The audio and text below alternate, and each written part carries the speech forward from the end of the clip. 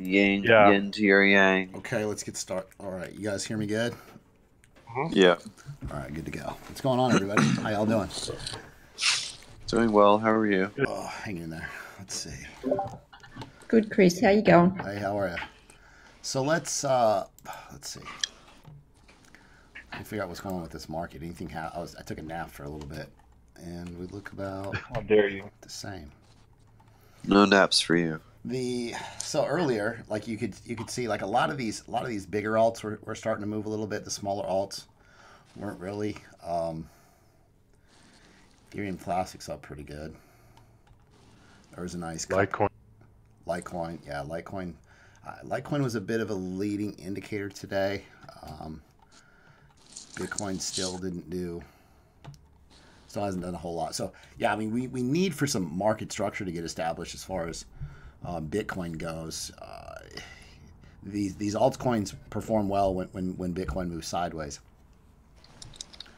So I've kind of been holding off a little bit on posting a bunch of newer calls, just because a lot of people got stopped out when Bitcoin ran the last time. So it's important to notice that we're kind of in that time period where it could happen again, where if Bitcoin pumps or dumps, potentially the altcoins, if it pumps really hard, people are going to pull their money out of the altcoins. Are going to put it into Bitcoin, so the altcoins can lose value there all of a sudden. So that's kind of a new dynamic that you have to pay attention to. And then I got some background noise coming in. I'm going to mute JBW.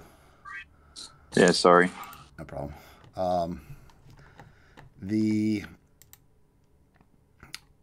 So we just have to kind of adjust our strategy a little bit. If these altcoins may dump, if Bitcoin goes either way, it's possible. So the other day, especially on YouTube, definitely I encourage you guys, like if you can watch the first couple minutes, like the TA part of the YouTube videos is kind of directed at you guys. I'm going to try to pull a chart on this real quick, but Bitcoin it's pretty overbought right now on the daily chart. So let me show you. So your RSI is extremely high, and I think we've talked about this previously. Let's see. I think I posted a pretty good chart on it. Chris, on a side note, that bearish divergence actually played through Which one? on BTC. It did drop a bit, but then it came back up. This was like yesterday or a couple days ago. Right. Yeah. So if you're looking at the shorter time frames, and that's what I want to emphasize to you guys too. Like if you're looking at an hourly time frame, you find bearish divergence on an hourly time frame. That's going to affect it, but not that much. Versus if you see bearish divergence on a daily time frame, the move could be potentially a lot bigger. So you kind of have to keep in mind, like a lot of people, I find well, not everybody, but quite a few people you're on like 30-minute time frames, 15-minute time frames, like looking for patterns. Potentially a lot of people are drawing, maybe you're on a 30-minute time frame and you're drawing a bull flag and you're using 4 small little candles. I mean, technically it's still valid, but if it plays out, you're not going to be dealing with a very big move. So, you want to find the biggest. It's very common to find multiple patterns on the same time frame, different time frames, but you really want to find the larger, taller patterns play out a lot better. You get a lot bigger moves out of them. Just like your cup and handles, you're looking at, like, yeah, could it play out on a hourly time frame? Sure, but you find it on a daily time frame or a weekly time frame, and it's got a really long flat bottom, it's going to play out a lot better, and the chances of it percentage wise playing out are a lot higher as well. So you want to focus on big patterns, tall patterns. As far as big patterns, I mean the length of the time of the pattern, as far as how long it's been creating the pattern, would be the definition of a large pattern, I guess you could say. So Let me look at Bitcoin real quick. So right here we have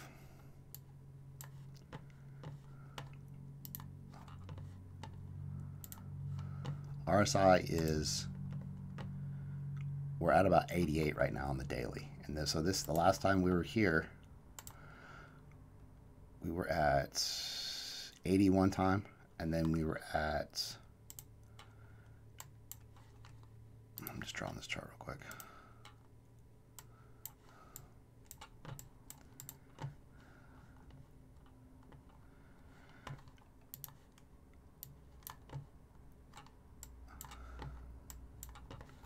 All right, I'm going to post it. Like, if you guys aren't, normally if you're on Discord, if you're near PC, it's always a good idea because you'll be able to see these chart patterns real quick, a lot better than I post.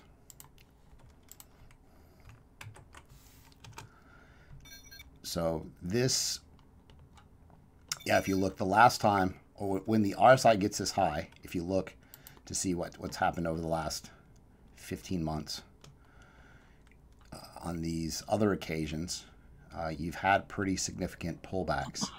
So the RSI, now if you go to the weekly scale time frame, it's not quite as bad, but you just have to remember that this RSI is going to be, what right now it means it's overbought. Too many people bought it very fast and it ran the RSI up. So that's why these cryptos consolidate and move sideways, because they just need to cool off. They need a cooling off period. So potentially Bitcoin, it would be healthy for Bitcoin to move sideways for a period of time. Like, these alts are going to run at some point and they'll run really well. Like these alts have had some pretty impressive moves, but on a larger scale, it's really, I mean, a lot of these alts are still just destroyed as far as the price compared to all-time high. So there's still a ton of upside. You just have to use TA. So sometimes in chat, I'll see people say, well, I feel like Bitcoin's going to do this. And so what I want you to do is I want you to use TA to justify those statements and thoughts. Like, yeah, you can have an opinion that Bitcoin's going to move lower, but I want you to substantiate it and back it up with some TA. Like, here's what the idea here is you want to use technical analysis to build your case. So, you know, it's okay to have thoughts and opinions, but you want the chart to say one thing and then maybe possibly you have a different opinion, or possibly you have the same opinion. But you don't want to let your opinions kind of jade or bias the outcome of the TA. So you have to kind of let the chart is telling me this, and maybe I don't agree with it, but here's what the chart's saying. You know, typically what's going on in these charts is going to play out at a higher percentage than not. So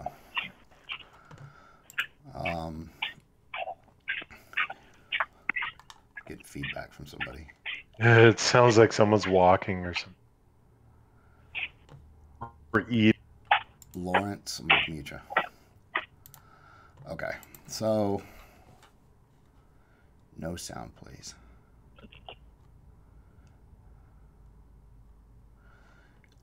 Can anybody post that the link for you guys when you come in here? You got to click on the actual voice channels.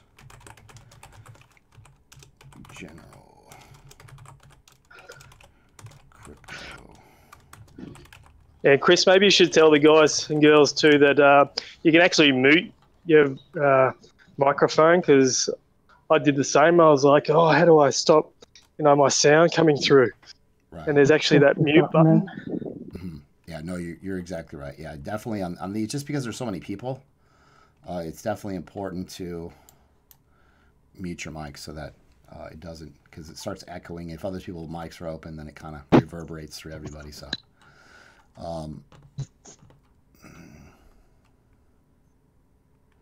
okay, let's see. Let me go through. Okay, so keep it 100 asks, what's the difference between negative 60 RSI and plus 3000 RSI? So your RSI is going to be 0 to 100. And on the low side, you got to change your default settings to 20 and 80 is really the numbers that I watch. And so when it falls down to 20, typically you're going to get a bounce. So that's your relative strength index. So it's oversold gets around in that 20 region, and typically you get a bounce. So sometimes there's exceptions to it. Sometimes it'll stay pegged below 20 for a period of time, like it did when we hit 31.50. So then when it's overbought, everybody's buying it up real fast like we are now, and the RSI, or the strength of the move is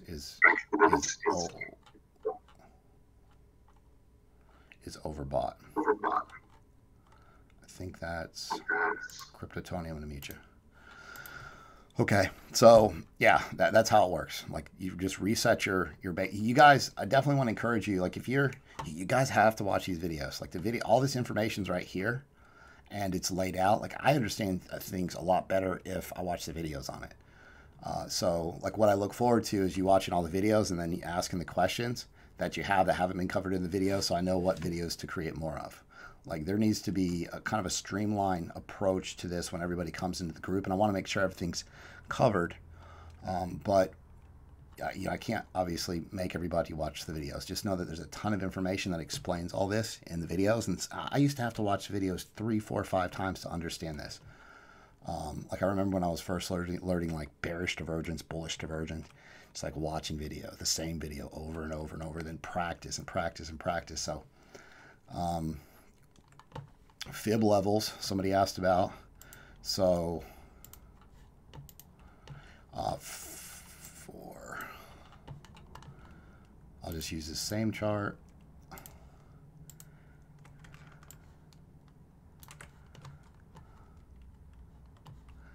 If you measure whatever you measure, you pull your fib. It's under the pitchfork on the left side. You want to start from the, let's see, bottom of the move and go to the top of the move, and that'll show you the retrace of the move to the downside. Now, where it gets confusing, it's also called a retrace if you're trying to figure out the move going the other direction, but you're going to go in the direction of the price action. So if you're trying to measure, let me post this.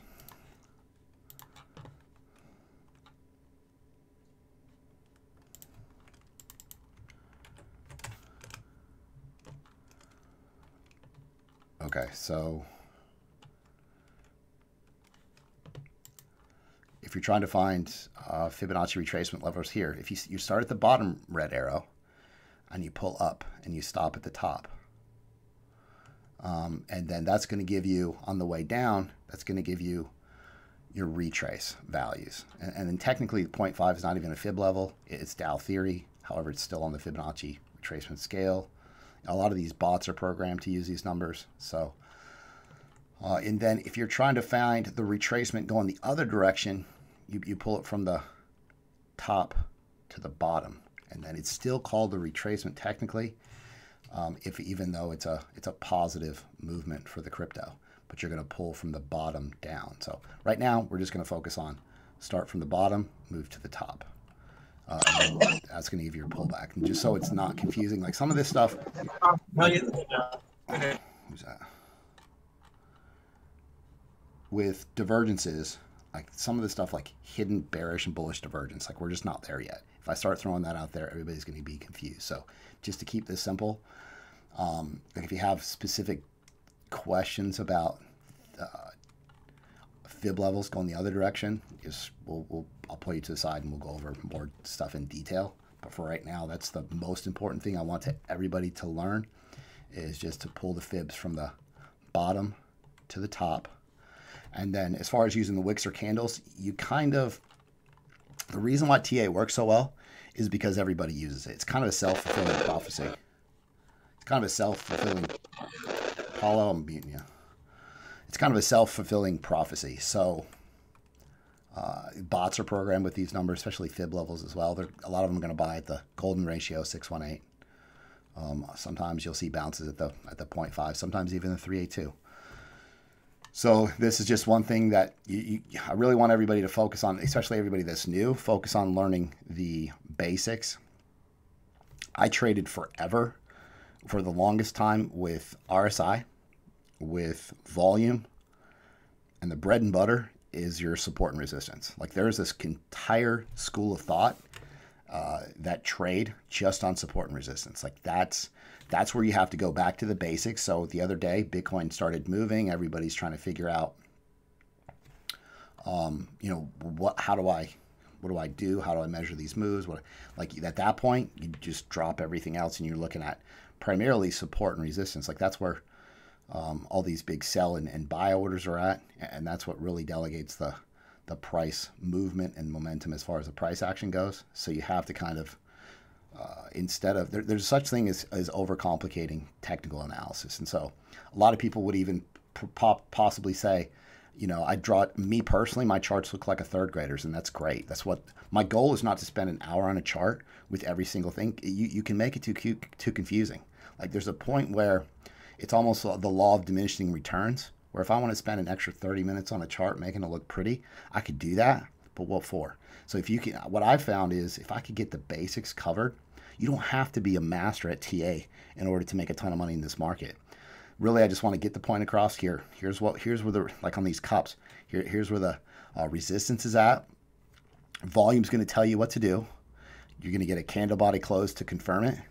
You're going to have a target to start out with. And then you could expand if you want to have, sell targets, and you're just going to place it at major points of resistance going on up. But at that, like there's a point where you can really start, you've got 15 indicators on oscillators and whatnot. Like there's a point where it's just a law of diminishing returns. Like, yeah, it could possibly help you, but there's an amazing amount of progress that can be made just with the basics. And so that's why everybody in the group's doing so well so quickly, is because I just feel like there's such thing as too many indicators.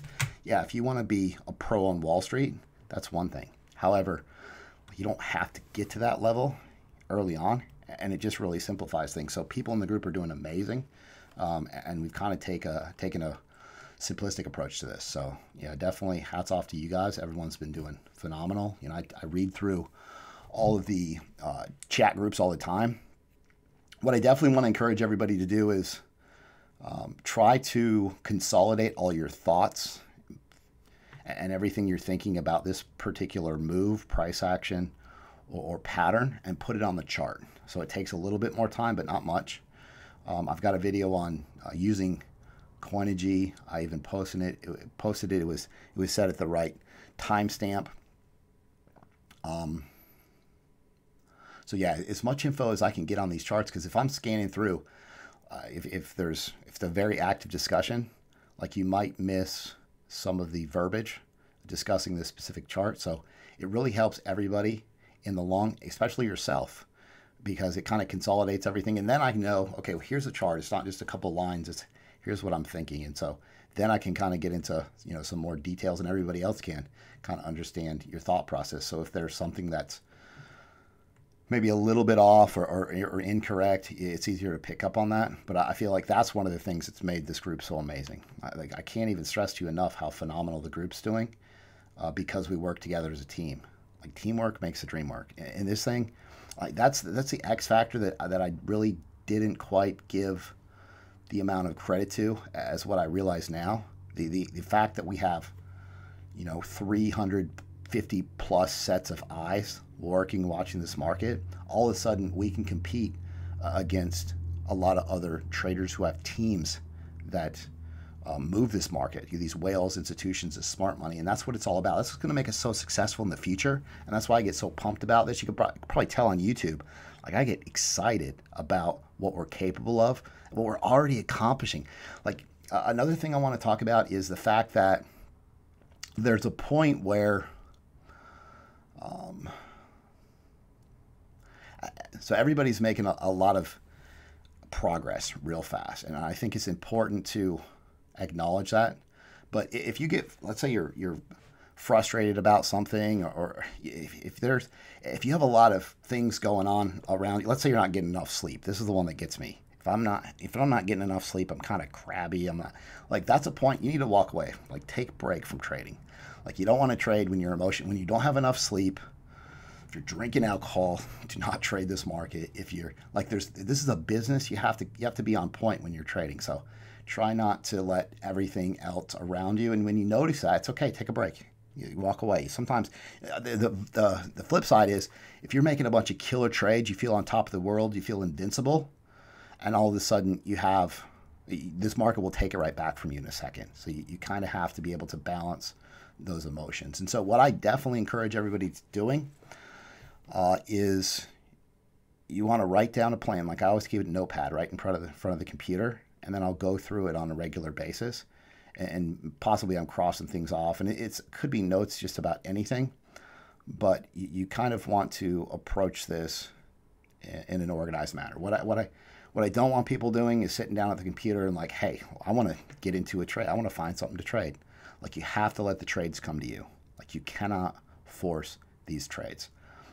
The biggest thing when these coins start running away, you're not trying to just chase these coins. You've got to, this is really made of impulse waves and corrective waves as far as the price action goes. So you're really wanting to get in on a correction. If you could just think about, for those that have been in the group for a while, like you used to when I first got started, every time I bought a crypto, I'm always down in the beginning because possibly you're buying on emotion, you're buying these green candles, you're not waiting on a pullback. And I encourage you to put you want to use limit buy orders versus market buy orders because you basically, you don't want to pay the premium as far, you'll get a discount on it if it pulls back a little bit. Yeah, and then there's a good chance you want to start out. And so I've read a lot of comments, and I get a lot of comments, emails, messages where people are happy and excited because they're making progress to the point of, they're making buys, and now all of a sudden their coins are going up versus they're seeing retracements right off the bat. The worst thing in the world is you open up a trade and all of a sudden you're down 2, 3, 4%. Also, you never want to have, you got to eliminate the idea of, sometimes I'll hear people say, well, I'm in this trade right now and I'm down X amount of dollars or X percent, and I got to wait for it to get back to this. I can't sell it and take a loss, and that's completely incorrect. Like the difference between a good trader and a bad trader is knowing when to take a loss. So how many people that were buying in potentially at the top, didn't know better, and that's perfectly acceptable.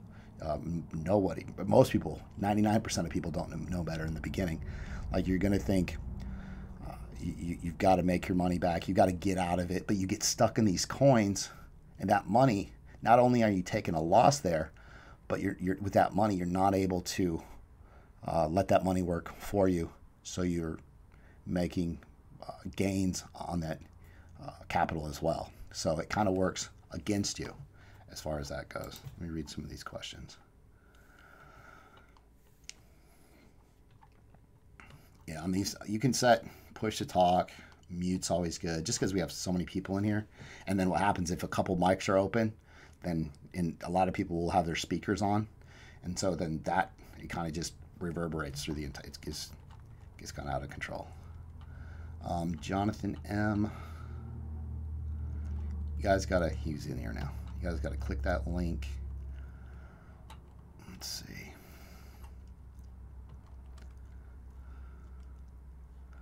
Yeah, Crypto Mama, I'd try it with your phone. I don't know if you can hear, but you got to click. You got to go over to. She probably can't hear us.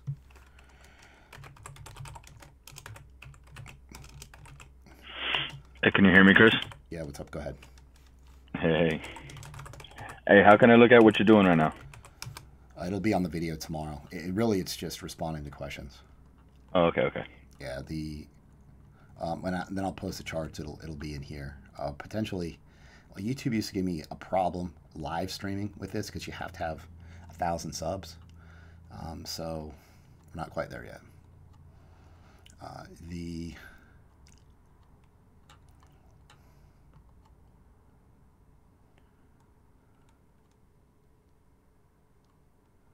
Yeah, the trend is your friend. Like me, so let's say I was trading this market, I would have missed out on a lot of this run up because, I want to see these confirmed uptrends, but there's so much upside left. Like the key for me is I don't want to take a loss.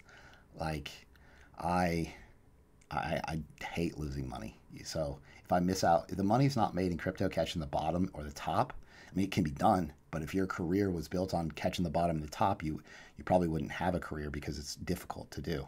In hindsight, it's easy, but good question. So market buys. Market buys. So when I say market buys, I mean if you're going to buy at the current price, there's potentially places where you're trying to, if you're playing some of these pumps or something starts running, potentially there are situations where you want to market buy because it's going to get you in or out of or market sell, going to get you in and out of the market pretty quick. There's slippage involved too, so maybe there's a difference in price where you want to buy and where your orders actually get filled. But yeah, the idea is limit buying. Kind of means to the effect of like whatever the price is right now, you don't want to react to these price movements. You want to have a plan ahead of time, and you want to think of it like, okay, if this trade is meant to be, if it's going to work out, it's going to come back down to this level. Mark your support and resistance, and you're basically going to buy based on where your support level is. If it's a solid support level, it's close by. You have some indicators that indicate it's going to move lower. Let the trade come back. Let the price come back to you. Set your price and say, hey, I'm going to take it. Like if you ever go to a garage sale, you want to bargain with somebody. I'm going to get the best deal on these items I want at the garage sale or market. But I want my price and I want it on my terms. And so if it doesn't work out, there's a lot of other people you can buy the same things from. Same thing in crypto. Like you want to negotiate with this market and get better prices as far as these entries go. Because that way you're buying it at closer to a support level. Then you never want to buy when there's a bunch of overhead resistance close by. Because typically you'll get a pullback if that happens. Steph, I'm going to meet you. Let's see.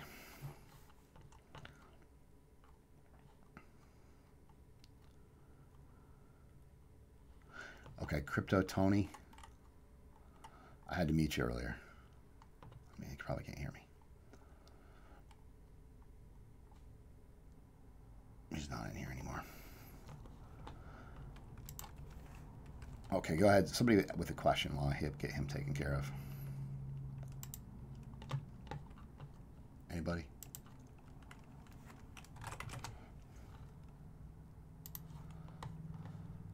Hey, Chris, this is Sean. How you doing, man? Good. What's going on? Good. Good. I'm on the road. I'm driving, so I can't really get too involved.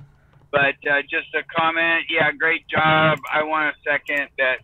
I'm really impressed with some people. I mean, I don't know if they're ringers or what, but they're coming out of the box swinging, making, hundreds on trades and everything. That's like awesome, man. I'm really proud of people and the teamwork involved. It's really great. Just a comment. And you're a good teacher. Apparently everybody likes the way you're handling things in terms of being disciplined and not just we're going to the moon, so come on, put on your space gear. It's really good. And just a comment on like my personal style is I agree with what you just said about letting the trades come to you. I don't venture out. I've been posting it on the channel that I don't go out looking for trades. I take the coins that I'm familiar with and kind of know how they behave and wait for them to set up like I want. Whether, I want to sell them at a top or I want to buy them at a pullback. I mean, you know what I mean? It kind of makes it easier rather than going out and forcing something or chasing a pump. So I just wanted to confirm what you said. That's it. Yeah, I appreciate it. Yeah, definitely. Isn't it? What's cool to me, what I love, it's like you see people come into the group, they're new. They're asking you questions, right, Sean? They're asking you, like, what do you think about this? What do you think? Next thing you know, like in a matter of a month, all of a sudden they're the ones, and you're like looking at their charts, and you're retooling their charts, and like, yeah, they're finding good patterns all of a sudden. Like, it's amazing to see the progress of everybody. Yeah, you notice that? Absolutely.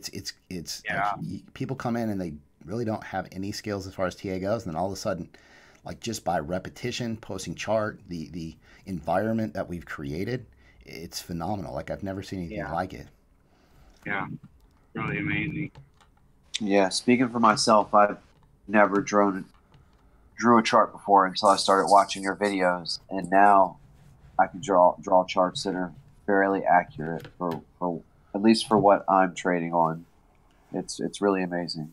Okay, but when you came into this group, you were impressive because you kind of just like, what do I do next? This is this. What do I do next? Like you wanted more, and that's something that you know. I was talking to a patron the other night, and she wanted more. Like she's like, I got to figure this out. Like this is the next step. Like I know this, and that's the key is like you can't teach somebody that drive to want more out of crypto. You can't teach that drive, and so you have that, and so I think. Most people in the group, probably all people in the group that join, that's the ideology behind that. Is they know there's something else out there. And then what did it feel like, Ronald, when you first started seeing that you were drawing patterns, and then you saw that they were playing out, and you kind of it's indescribable. It was great, especially when you could see positive results from the actions of me drawing charts. You know, I was hit. You know, winning a few off of trades that I really wasn't. You know, just I guess getting lucky. That felt good, but when I started drawing charts and started getting positive results, it was absolutely amazing. I remember my first one. It was actually a HOT. I had a positive trade on HOT off some charts I drew. It was great. That positive, that as soon as you make that connection, and so like sometimes I'll sit down and I like almost have to make myself watch some of these videos just on whatever, and it's just like, gosh, another TAV. But the second you're once you gain that specific skill, specific indicator, all of a sudden it's just another tool in your arsenal. And then when you go back and you make that connection of like, hey, I see something that I wouldn't have saw before. All the data has been in front of us on these charts, but you're not able to pick up on it until you watch one of these videos or you learn about an indicator. And so and then it jumps out. You're like, oh man, and you can see it everywhere without even looking. Like half the time, I don't draw lines for my bearish divergence or bullish divergence. I just see it. Right. But before I didn't know what the heck I was looking at all. Just looked like a bunch of scribble. But now you just learn to see things. Exactly, and it's almost like in the future, like with these triangles and these bull flags and these bear flags, a lot of them, they're so obvious you don't even have to. You'll get to the point where by repetition, drawing these patterns over and over, you won't even have to draw them, and then you'll continue to advance as far as these indicators and oscillators go. Everything just really culminates and comes together in a short period of time.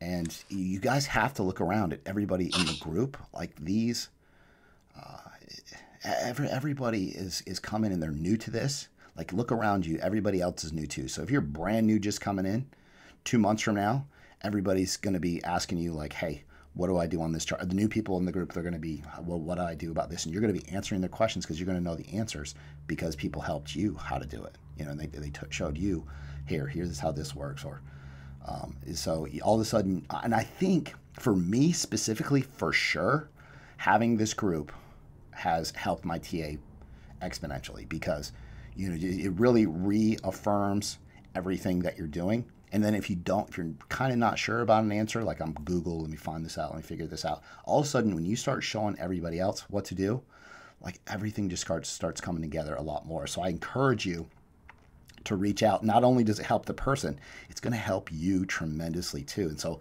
that's really a connection that I didn't think of or see until we kind of got the group up and running and developed as far as this goes. So yeah, I'm super pumped about how everything's going in the group. Like lately, like I said, it's been, you can only work with what the market gives you. So it's not, those alts are running good, and then Bitcoin pulled the rug out from underneath us a little bit. So then it's just like, as soon as, and this is everybody. If you look at some people that are popular on Twitter, they're not really talking a whole lot about different things. You just kind of have to wait for the market to settle down and kind of let this market structure is important because your patterns are being built every second of every day. So an example would be, well, earlier today. So I went to sleep earlier today. and the market looked one way. Bitcoin looked one way. I wake up and someone was asking about Tether. I was talking about Tether. Then I finally get up, come to the PC, and 8 hours later, the market looked a lot different. There were some positive signs. And so like this market is constantly changing. And so you have to kind of stay attentive to what's going on in the short term. But on the same token, you have to know that if you're busy and you're not able to watch the market like this, that's okay. Like a lot of this stuff that we see when you're on a 30-minute time frame or hourly time frame is just noise. The macro picture, you know, at the end of the day, months ago, we were at 3150. You know, we've definitely Bitcoin's definitely dug itself out of this hole. So you can have a more of a macro approach, and then if that's the case, you can't get stressed about these minor price movements. Just know that these alts are definitely beaten down quite a bit still, and we have a ton of upside. Like you could buy a lot of these midterm strategies are directed at those people that are busy.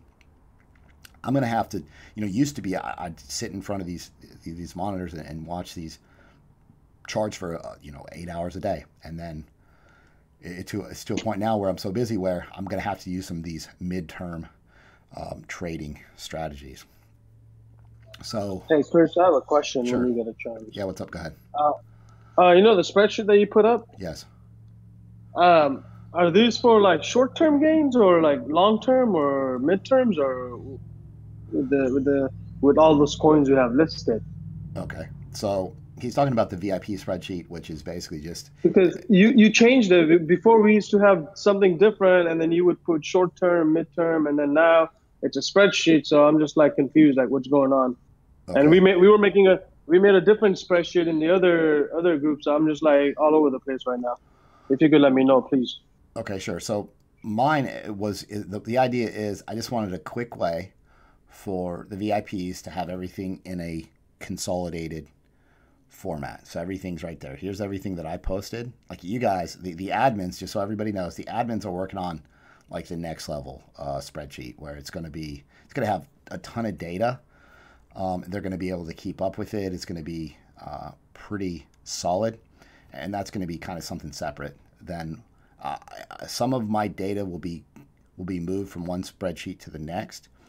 But in a nutshell, if you search midterm under, you can go to the announcement channel, you can search midterm trades or midterm, and you can find a lot of trading setups where you got any one of these, anytime a coin is at the bottom, it's at yearly lows over the last 12 months, 15 months, you get a rounded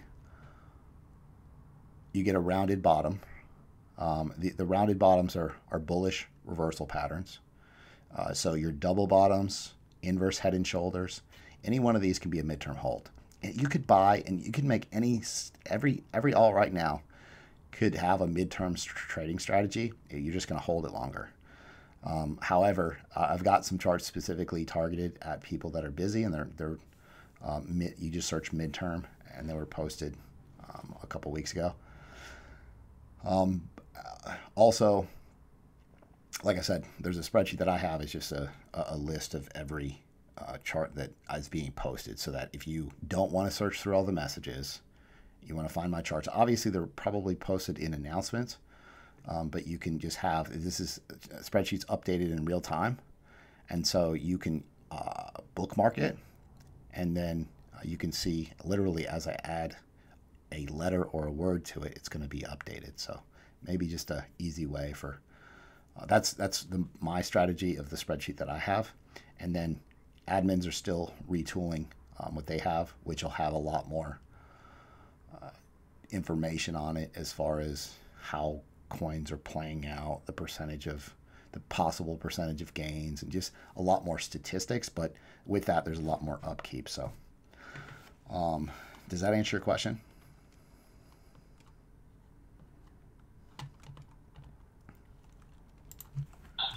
Yes, Chris, thank you.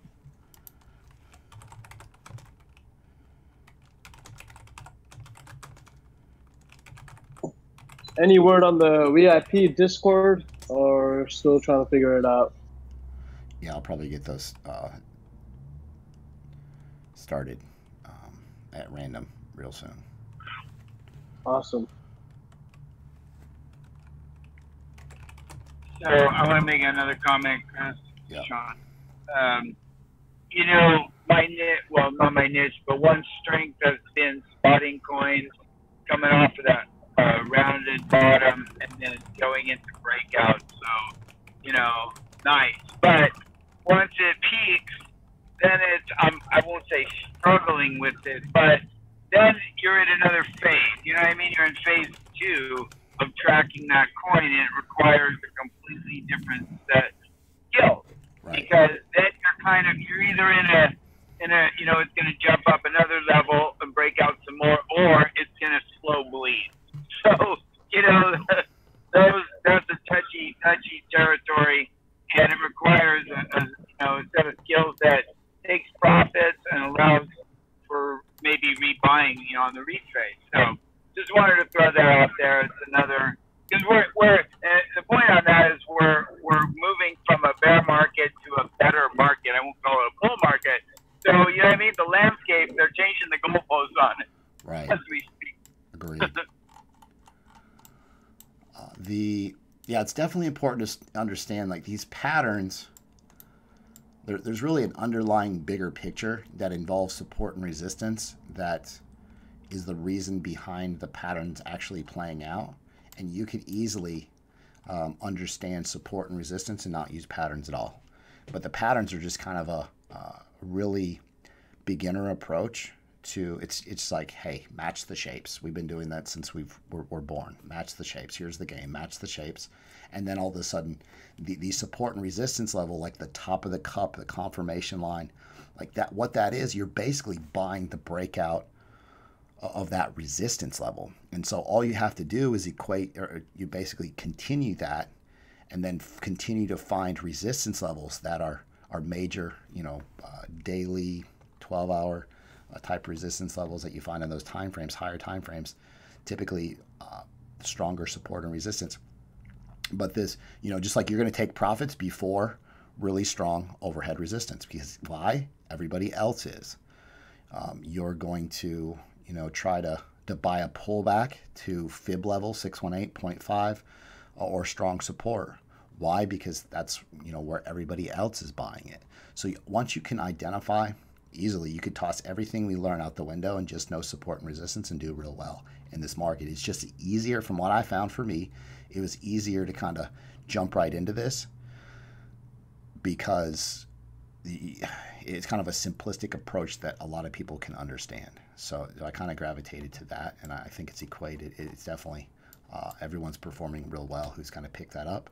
But then at the end of the day, if you can find, you know, good levels of support and resistance and use volume, you can trade this market real well.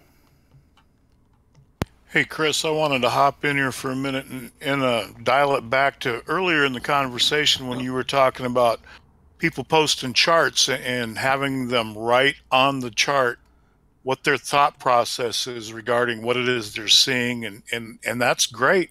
I mean, that's what everybody should be doing with every trade that you want to enter into. You should be making a case, but I think it's also important to spend some time thinking about why it wouldn't work. Right. You know what I mean? Mm-hmm. I mean, to me, that's because I think as humans, we have a natural tendency, and let's face it, everybody kind of falls prey to this a little bit. Sometimes you can see what you hope to see, maybe, or you'd like to see. You know what I'm saying? And so if you can sit there and say, why won't this work? And if you can't come up with a good answer, then maybe you move forward with making the case for why it is a good trade to make. Yeah, that's really good. Yeah, that's really good point. Absolutely. It's easy, especially you watch a lot of YouTubers and then you form these biases, you know, and a good example of that is what's the bottom? What's the bottom? Everybody's, and then all of a sudden you're not, Tone Vase is calling for $3,000 bottom 6 months ago, and people will kind of turn off. They don't want to even listen to what he says because everybody has this mindset that 6,000 is the bottom.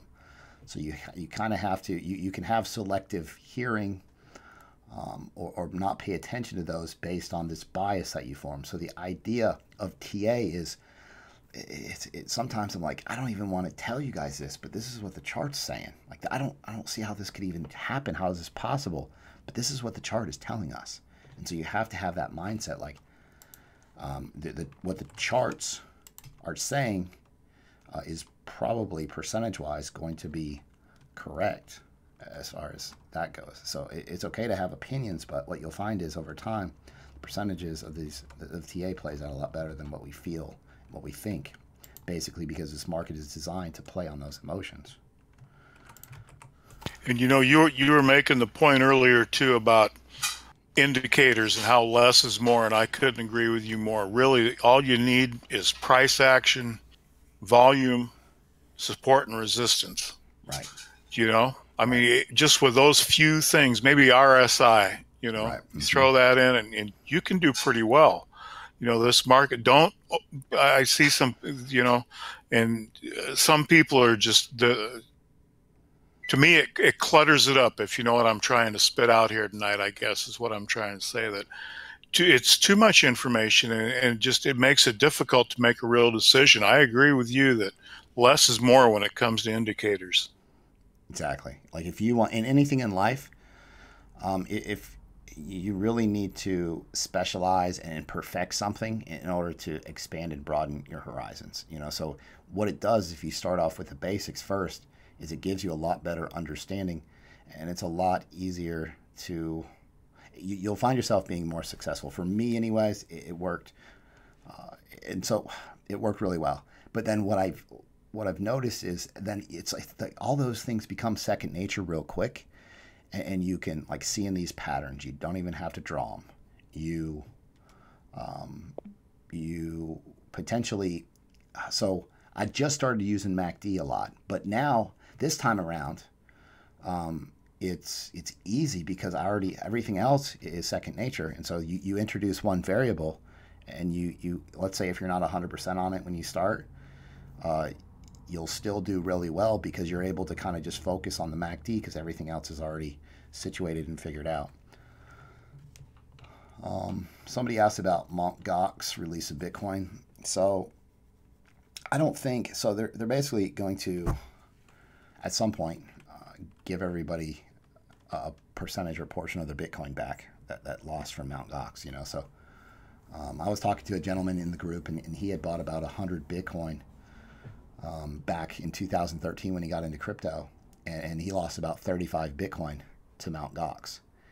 And when you have the mindset of people that were into crypto in 2013 are pretty hardcore, like they know they've been through a lot. I could only imagine what it was like when Fidelity backed. There was no institutional players as far as that goes into crypto. This was just like an idea at that point. So if you can just imagine, I don't think they're going to come into they're going to stay in crypto and dump a bunch of their Bitcoin. If they release it when Bitcoin's at all-time lows, these people have been in crypto for a period of time. They've seen a market cycle or two. They've seen Bitcoin run up to 1,100. They've seen it run up to 19,600. So I don't think that they're going to come in and say, "Oh, I'm going to sell the bottom. I'm going to sell. I'm going to sell at I'm going to get $5,000 out of this Bitcoin." I think potentially there's a lot more alts now. Potentially it might help us dramatically as far as they might redistribute some of their Bitcoin holdings into altcoins. So that's a positive. But yeah, I don't. You just have to know that. Like, I can't even tell you how I realize that a lot of the news that we see is manipulated. It's repackaged. Like I read the same story about quite a few of these cryptos, and it's just these writers are just trying to get paid. If there's nothing going on in the market, they got to make something go on so that they can feed their family. So like the news is really easy to manipulate. And so, one time on a video I made a comment like, this price is factual.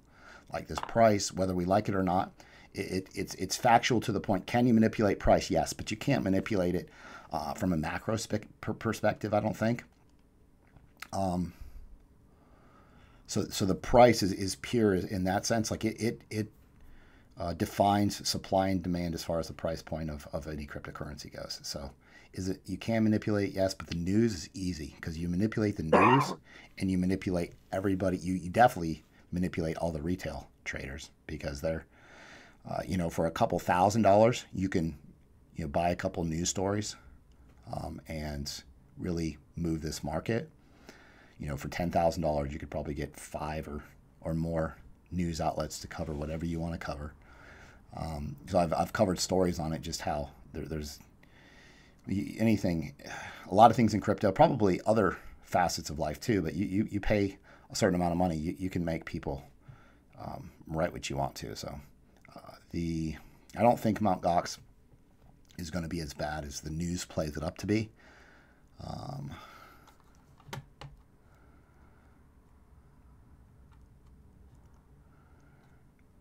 Mute you. Yeah, I got you. You're muted. Jason? Well, while you're on that subject, Chris, I've been playing with this thought for just a couple weeks about the bottom. So I want to get it out of my head. It's renting space in my head. That what would stop, and talk me off this ledge, tell me, like Ron just said, why this isn't going to work. That take it up to maybe 6, anywhere between 6 and 10,000, or even where it is now, and then some whales or whoever dump it hardcore to get capitulation, to let people say, that's it, I'm done, all the retail weekends, get out of the game, and then the institutions swoop in and buy everything at garbage stale prices. Now, that makes sense to me from a business perspective, that they could do that, and that would help their bottom lines, that they would. But if it didn't turn off so many people that there was no more crypto left, or the other part of that is that that's not smart because there wouldn't be enough liquidity in the market, there wouldn't be enough money really floating around in the market if they just dumped and then bought. What are they going to be buying? It's like buying junk bonds. So what do you think of that? Because I want to be eyes open on this thing. I don't want to be like, oh, we're going to the moon, and then suddenly there is a major sell-off for that reason. So talk me through that one. Dude, back away from the ledge, buddy. Back away. So yeah. No, I mean that's so realistically, I don't think this is the bull run. I think this is some positive price action. So if you look, you probably can't see it, but I posted a chart earlier today that shows it shows Bitcoin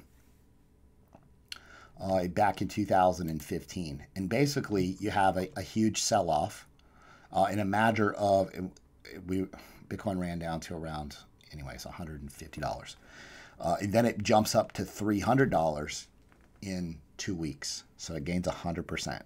So that's an option. However, we're at a point now where Bitcoin's price action is above the 200 moving average. And so what you'll see is, if you guys are looking at the chart that I posted in Discord, there's an area where, yeah, they had a good run up right there where price moved from 225 to 300. Yeah, so they had about a 50% increase in Bitcoin. And then it came down, and they basically set their second lowest low of the year below 200. So potentially this is my thought process right now, and that's possibly what we're in for. You know, I feel like in hindsight, you know, maybe we did put the bottom in. You know, we will know later on, but for right now, I just feel like there was a lot of, I can't say that I think we've completely bottomed as far as, like, yeah, let's say 3150 was the bottom. I think we're still going to go and retest. Maybe it's 3650, maybe it's closer to 3000. I still feel that's a variable you have to be aware of, you know. So the key is when these indicators come in that, yeah, we could be topping out. If you are looking at that chart, what I want you to really pay attention to, just like there's cup and handles that are or rounded bottoms that are bullish reversal patterns, the flip side is rounded tops, which are bearish. And so this is, you can see, you get this rounding pattern, and You know, it's a bearish reversal pattern.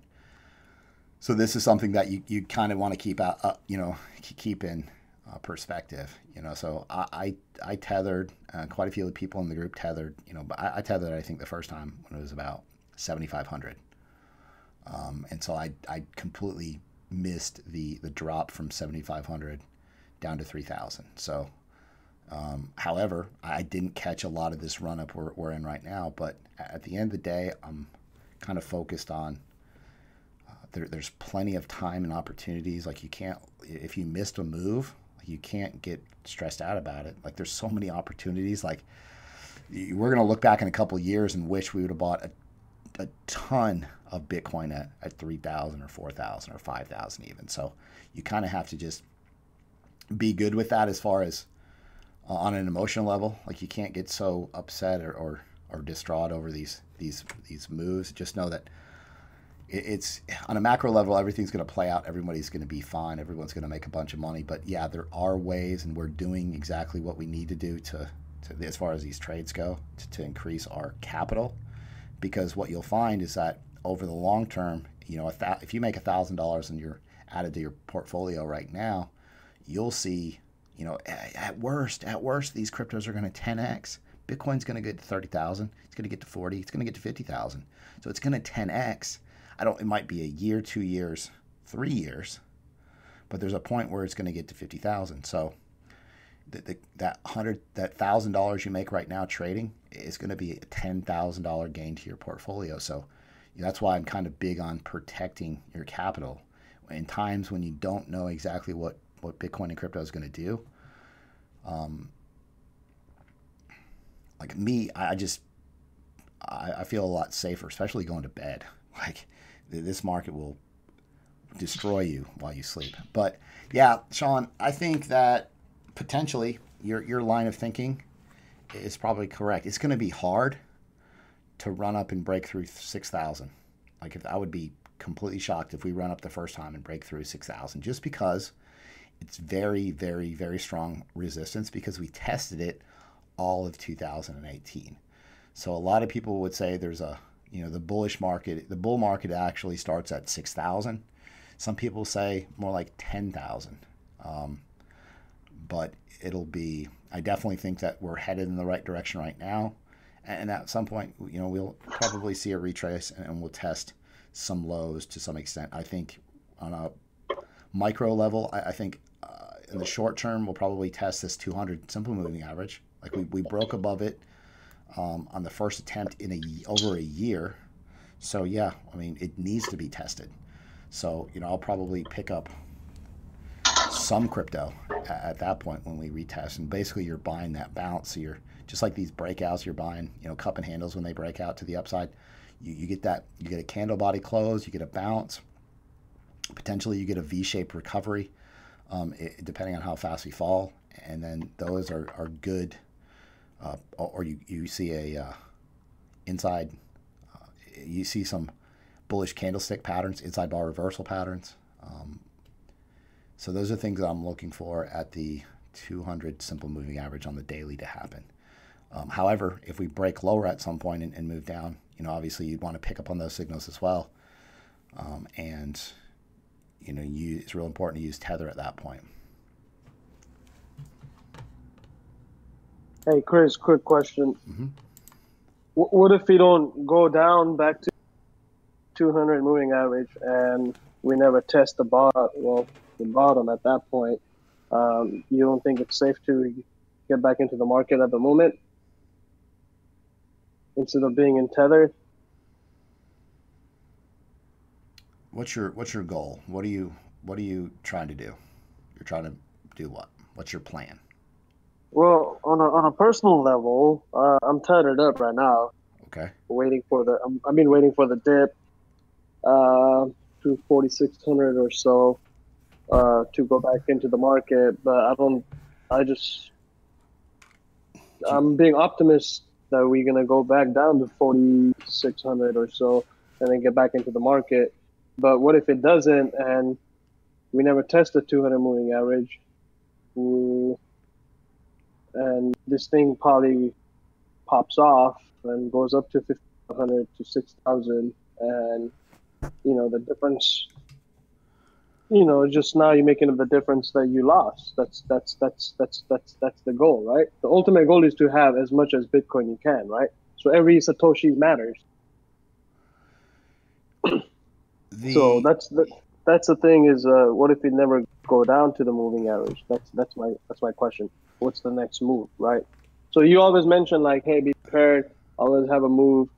Always have a game plan. So trying to figure that out.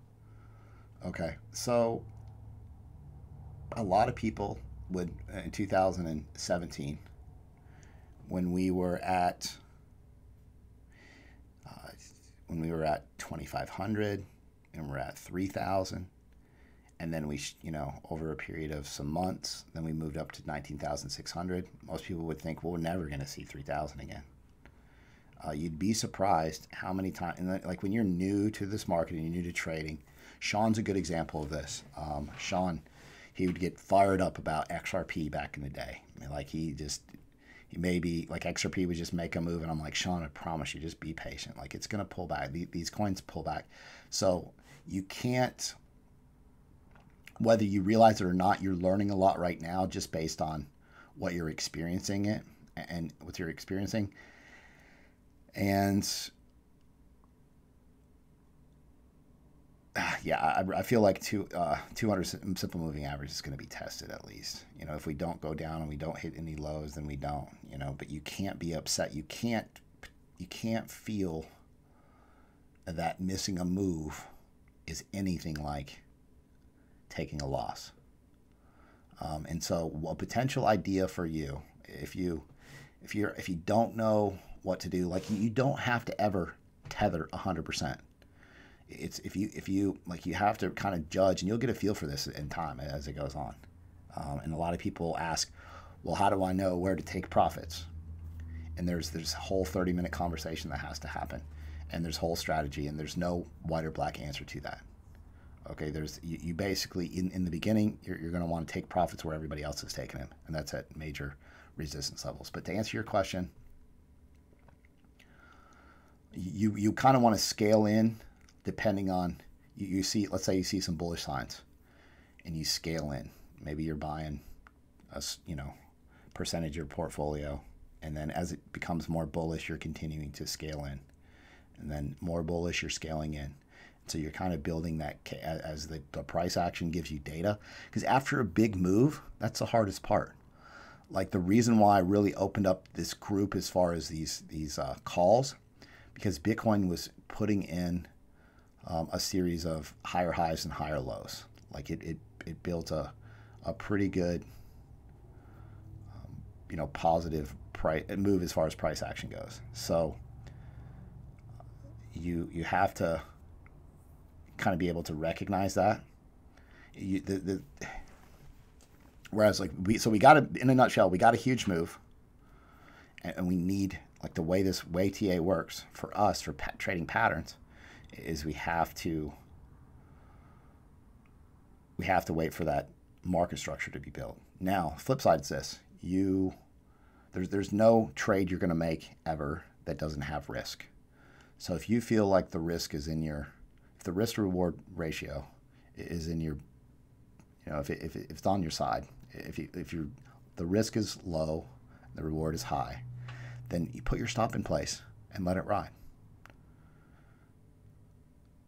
So now where is the, so you pull up a chart and find out where the 300 MA is at. Let me think. That'll kind of be the next thing that we're dealing with. Where's the next resistance level? Find out where that's at. It really goes back to the basics as far as. Chris, sorry to interrupt, but just sort of talking about what you're discussing right there, like the 50 weekly MA. If you look at the 50 weekly moving average from 2015, it got rejected the first time, and then the second time it broke through. Right now, this is talking about historical behavior, which may not be the case this time. But if you're looking at historical behavior, the 50 weekly moving average was a strong resistance on the very first push up in 2015, and price action got rejected at the 50 MA. So then it retraced back, and then on the second attempt it broke through. So if you look at our current situation on the 50 weekly MA, we haven't even reached the 50 weekly MA yet. So, and I'm not saying that this is going to play through exactly like 2015. It may not, but the chances are high that we will get rejected on the 50 week.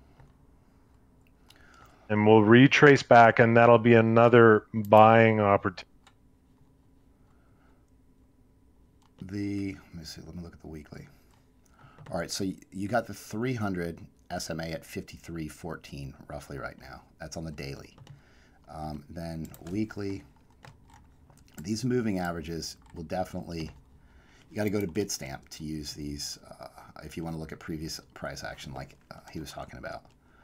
Let me look.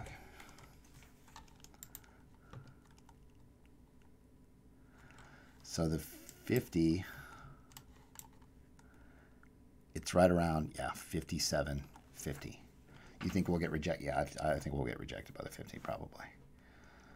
Yeah.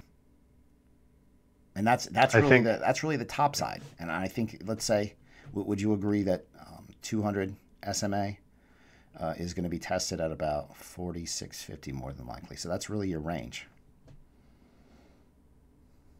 Yeah, we could very likely, like if we hit the 50 MA, I mean, if things are natural, if things are not, if we don't have news, like say, for example, the ETF got approved or whatever, we should get rejected by the 50 MA, and then we'll have a retracement. That's, the most likely scenario. But you never know, right? Exactly. There's a ton of resistance around 5,300 as well, which is and then also there's the 300 daily moving average, simple moving average as well. So then there's a lot of resistance around 5750, 5700, and then that's where your 50 simple moving average on the weekly is going to come in. Like, these moving averages are amazing on your higher time frames as far as getting a good idea of strong resistance and support levels, and then you add that on top of the support and resistance from the price action that already exists on some of these higher time frames. You can mark your charts on the higher time frames on the weekly and the daily, and it'll bring it down into some of the smaller time frames. And so that'll give you a good picture of, right now we're really just focusing on can Bitcoin hold above 5,000 psychological support level, and then 53-ish is the first stop, and then if we break above there, 57.50. But at some point, and this might take 2 months to play out. Here's what we want, especially trading altcoins. We want this to take. Let's see. How can I say this? Yeah, I want it. Yeah, we don't want a bull run right away. Right. We don't want it to skyrocket right away because it'll fizzle. Right. And that's why some people were commenting. What are your thoughts? I mean, that's what they commented about this run. Like, it's almost detrimental to Bitcoin as far as if you get these huge pumps, because it's not sustainable. Your potential of a big retrace is higher. So we want this, like that run we had where we had 1, 2, 3, 4, 5, 6. Like, this is our 7th green week in a row. Yeah, very, very risky to. And I'm not saying don't get into Bitcoin. Like, I even get tempted. I know that possibly we can go higher, and it's very likely. But I think the chances are that we're going to retrace. That is more likely than to keep going up. Exactly. Right. Hey, Chris, this is Mike. Go by MJ. Can you hear me? Yeah, I got you. Go ahead. Hey, I was thinking if we learn the fundamentals as a group, and we're going to be able to trade this market regardless of which way Bitcoin goes. Right. And aren't we kind of seeing proof of decoupling in a lot of cases? We had a lot of altcoins that stayed green the other day when Bitcoin dropped. We did. So in going the other way too, we had a lot that turned red when it shot up. But yeah, and so that's the most important. That single statement that you just made, that's one of the most important things that you can recognize, and that's how you know, hey, like it needs to click in your head, like things are different right now. A lot of people were like, well, what's going on? How's Bitcoin moving? But the alts are down. Like having that connection. What we want to see, especially the group that's trading alts, like we want Bitcoin to just move sideways for a long period of time. Like these alts will run really good if Bitcoin would just consolidate for a period of time. If we do get up, and I'm leaning, this is the direction I'm leaning, is we get a pullback at some point, and this is going to be potentially a pretty good buying opportunity. So this next pullback potentially. But yeah, that's an important observation to make, that the altcoins, they're beaten down a lot, and they're definitely ready. I don't typically what happens, like say 2017, everybody was when Bitcoin was moving up. Let me look at it real quick. So Bitcoin retraced to 5,200, and then it ran from 57 to 8,000. And what happened? Everybody was selling all their alts because the money was being made in Bitcoin. So people move their money out of their altcoins, and they ride Bitcoin higher because Bitcoin is outperforming the altcoins. So if you compare the altcoins to Bitcoin, Bitcoin's the better coin to be in. And then there's points where 1 week it ran from 10,000 up to 17,000, ran up 70%, almost 65% in a week. Go ahead. It really woke me up to see how it changed in the difference between the pairing with Bitcoin or USD. And I mean, I've watched this market since I was one of those lucky guys that got in the second week of January last year. And I managed to maintain about 60% of my portfolio just MACD trading occasionally because it's all I knew. And I've been watching you for quite a while. Finally jumped on board, and it's blowing my mind. When we get the fundamentals down, and I want to reiterate, when we teach other people and the things you say about having a plan and knowing what you're getting into, I learned these patterns, and I started buying patterns without knowing, divergence and RSI and everything else, and they just stalemate on me. When you start putting the whole plan together, it's almost like you can't fail. That's why it's amazing. Like I can't, like you don't. I had a buddy of mine who reached out to me. He's a YouTuber, and he reached out he's like, man, this changed my life, and that's our crypto lives are being changed for the better. Because all of a sudden we see what, number one, a bunch of people deny even works. Well, it doesn't. It only works in the stock market. TA doesn't work in crypto. How many times you heard that?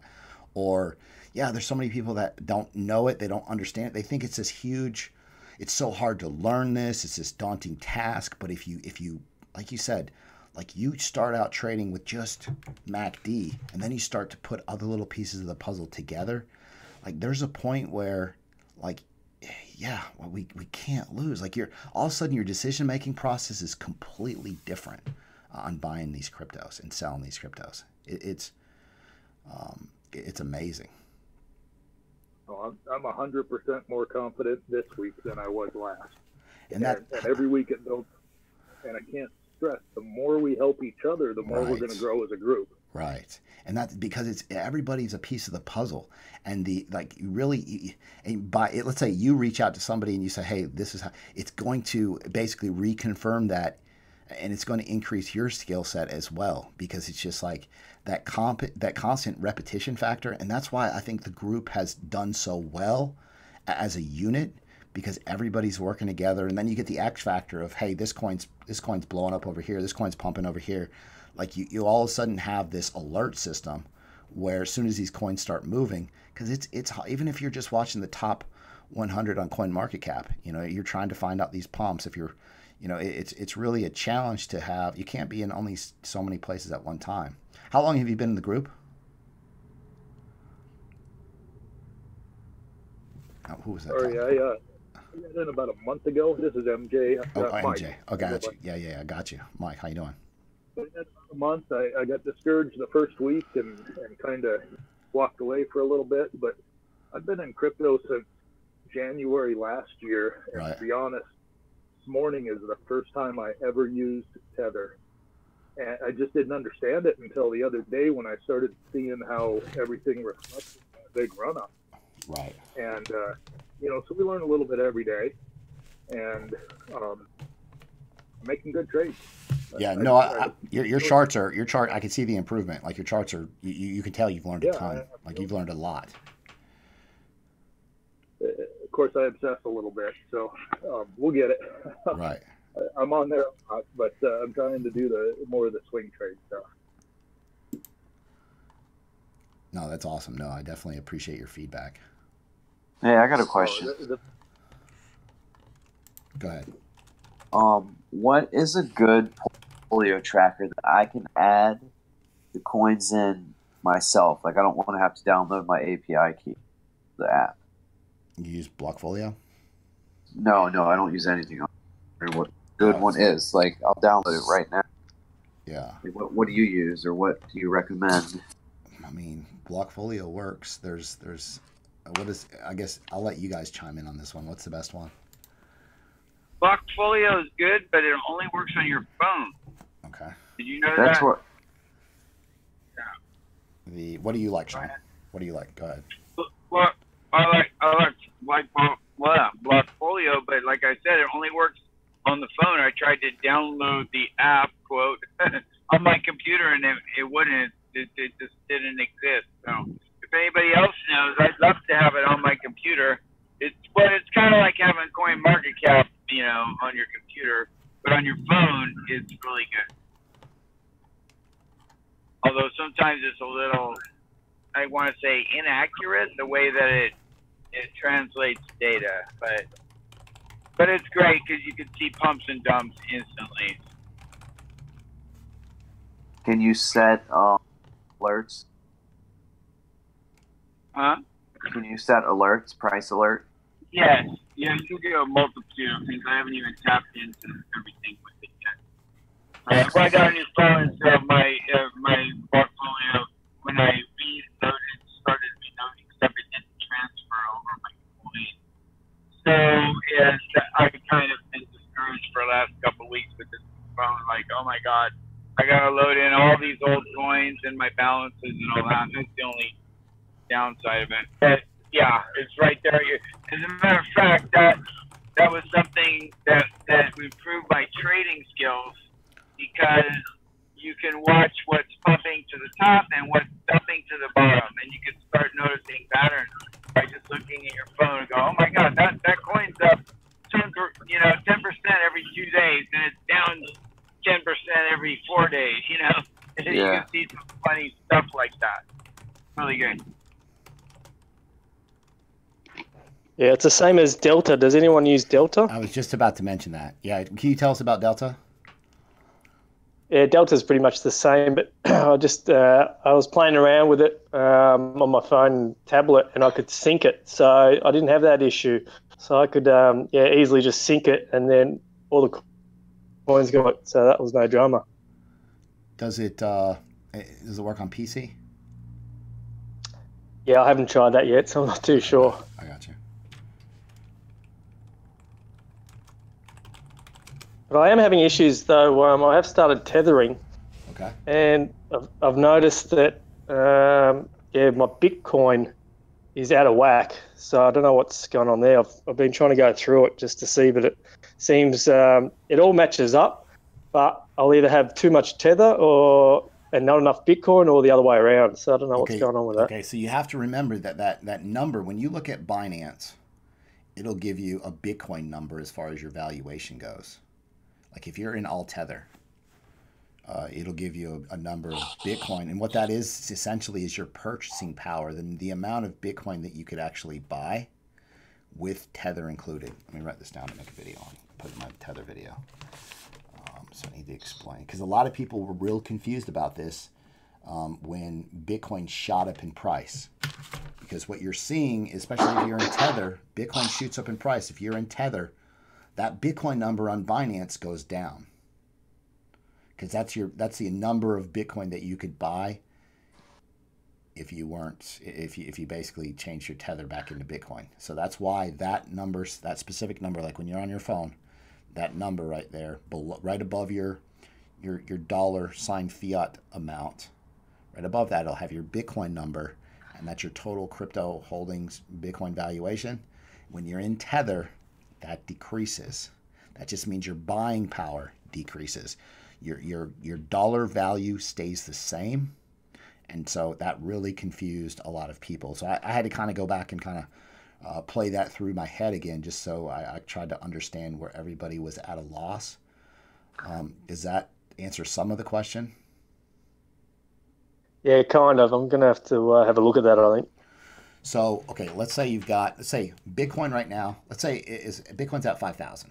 All right, you have $5,000 worth of Tether. Your Bitcoin value is going to say 1.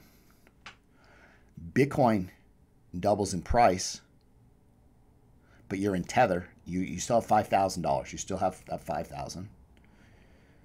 But your Bitcoin valuation is going to be 0.5. Okay. So if you have 5,000 in Tether, and then what throws it off is you put some Bitcoin in there with it, and you kind of start to get confused by that number a little bit. So you have to notice that the huge advantage of Tether is that you don't lose any dollar valuation, which at the end of the day right now, we have to pay our bills in fiat. So you have to look at it like you're not taking a loss. Right now, not taking a loss is a big deal. If you're trading into Theta though, and you're going to pay some fees because you got to go from USDT to Bitcoin to Theta. So it's a two-way trade, and you're going to pay twice the fees. If you're working with large amounts, it's going to be costly. So you keep that in mind. But you can use Tether as a hedge. Sometimes people, if you're maybe not super aware of what's happening in the market, let's say you're not really comfortable what's going on, you could Tether half of your portfolio. If you could Tether 20%. Like, it's not always all or nothing.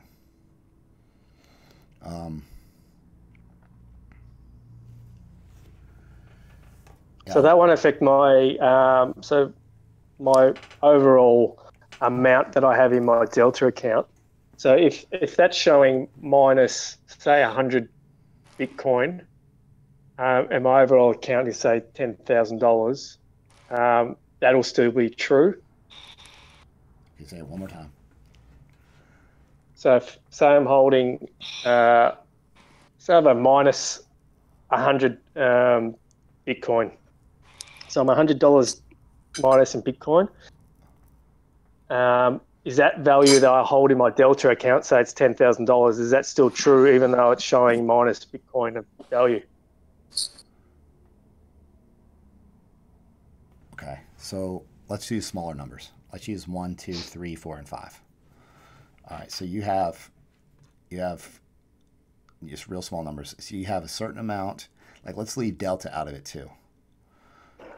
So try to ask the question without so many variables so I can understand you.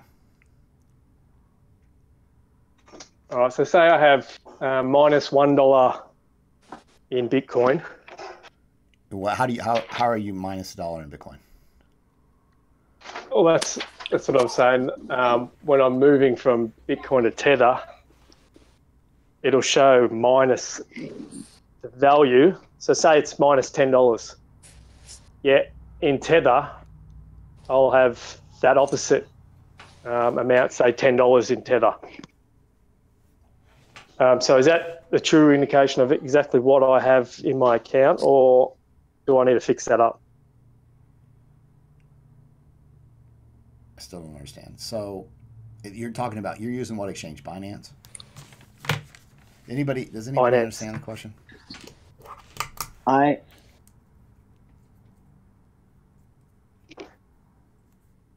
Okay. Okay, so fuck. let's say you have that number. So Bitcoin goes higher, the amount of Bitcoin that you could buy with Tether decreases. Like you really want to just completely forget that number. Like you really want to just not even look at it. Don't even focus on it. Just look at your dollar valuation, because I mean because normally there's too many variables right there, because it's getting the dollar valuation, and that's how USD values are getting. You have to choose: are you going to look at it in the Satoshi values of Bitcoin overall, or are you going to look at it in USD or Tether value? And so then where it gets even more skewed is, what if the value of Tether goes up or down a percentage or two, in which it did. Like Tether was up $1.05. There was one USDS where if you were trying to buy one Bitcoin with USDS on that night when everything went crazy, well, East Coast US time, it would have cost you 10,999 USDS to buy a Bitcoin. How is that possible? So here I'll explain it.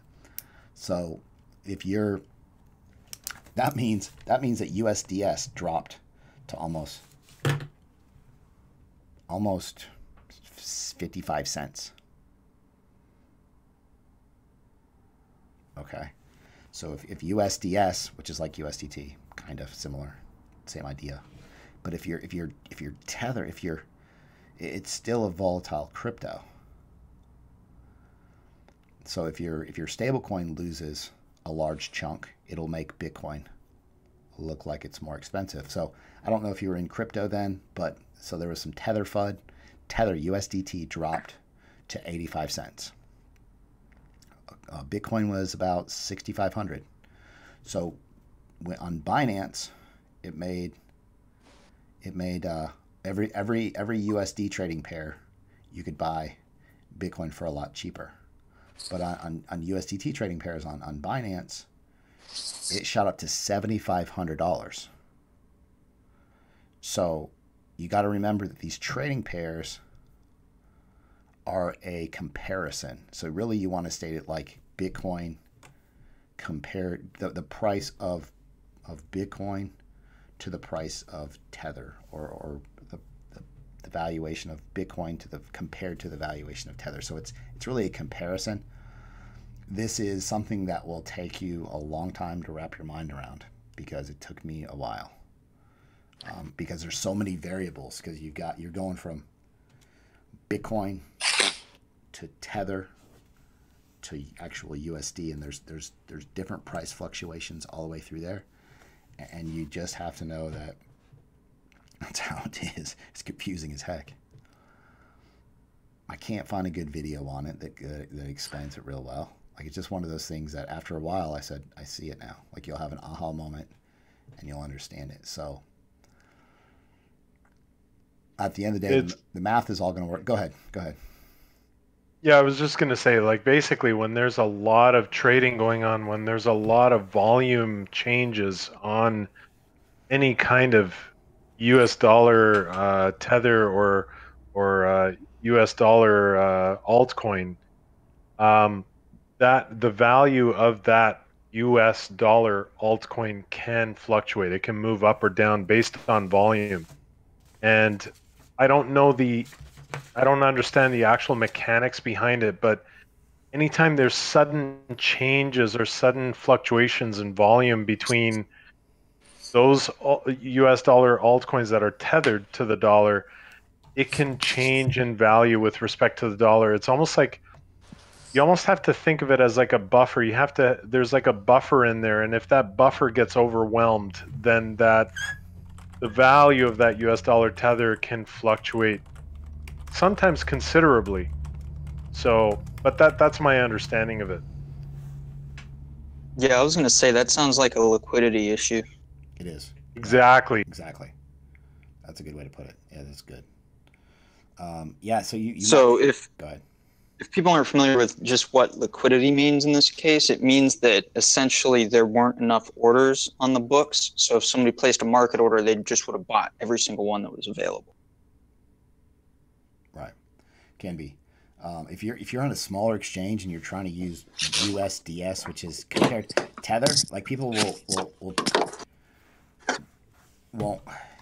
Let's say so basically people don't have the best. They don't think highly of Tether, right? So, Ron, I'm gonna mute you. Okay, so people don't think highly of Tether, so they want to use TUSD. They want to use USDS. Well, that sounds great, but you go look at the volume. Tether is the biggest stablecoin by far, and so what happens is you get into some of these little altcoins, the smaller stable coins, and all of a sudden, if you get a big price fluctuation, you don't have a bunch of people to buy from. You don't have a bunch of people to sell to, and so that can skew the price really fast. If you get a big move, you might get stuck in the stable coin. So you can literally make a decent amount of profit if you know how to trade in and out of these stable coins. Like I was on Bittrex when all that craziness was going down. Tether was $1.05 at one point. So anyways, you can potentially sell your Tether out to a different coin that's not falling, and then that Tether is going to come back and it'll snap back close to $1. It's been like $1.01. So that was kind of probably a confusing conversation to most of you guys. So the main thing is it'll take time to understand that. Hey, Chris, I have go ahead. 2 questions. Mm-hmm. First question is it which market is better to play with, USDT market or BTC market? That's the first question. The second question is, for an example, let's say if the BTC market goes up on a certain coin and you're holding that coin into the USDT market, is that coin also going to go up or it's not going to go down? That was my second question. All right, let's go with question 1 first. Okay, so which is better? It's the same. That the charts are different because what it is it's BTC compared to USDT, and USDT is a little bit more fixed than an altcoin. So they're the same as far as which one is better. It doesn't really matter. And what was the second question? The second question is, let's say, for an example, if Ethereum's going up in price with the BTC pairing, do you expect the same? What you have to understand, this, I'm going to stop you real quick. So when BTC goes up in price in the BTC, what it means is Ethereum is increasing in valuation compared to Bitcoin. Okay, so that would happen at a different. If Ethereum's going up against USDT, so if sometimes you'll get Bitcoin moved one way and Ethereum moving the opposite way, and it'll make that price fluctuation look a lot more dramatic. I'll make a video on this subject to kind of clear it up for you, but it's kind of confusing to talk about without some. I'll have to figure out some things that will be able to make the connection visually. I think that's the easiest way, because we talk about this on Discord a lot and we just never really get anywhere. It's all relative. Right. It's all relative based on the pairing. Like Ethereum versus Bitcoin. If Bitcoin's going up and Ethereum's going up, then Ethereum is going up relative to. But if Bitcoin is stagnant but Ethereum is going up, then Ethereum is going to go up relative to Bitcoin and the US dollar, right? So that's again, it's all relative. It's like Einstein's theory of relativity. It's all relative to what you're the pairing. It's all based on what you're comparing it to, right? I don't know. Maybe I confuse people more, but I think a video. Yeah, and that's what it's. We come to this all the time, and it's just real hard to talk your mind into what we're trying to say. So yeah, I'll put something together at some point, but it's really it doesn't matter as much as probably anything else we could talk about at this point, because it's just kind of one of those things where there's not really a good answer to it that is easily understandable. I can say in time you'll get it.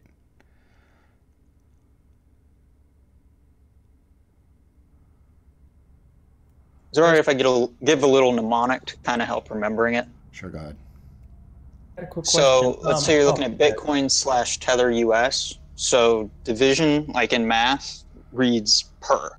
So you say 1 Bitcoin per Tether costs 4,800.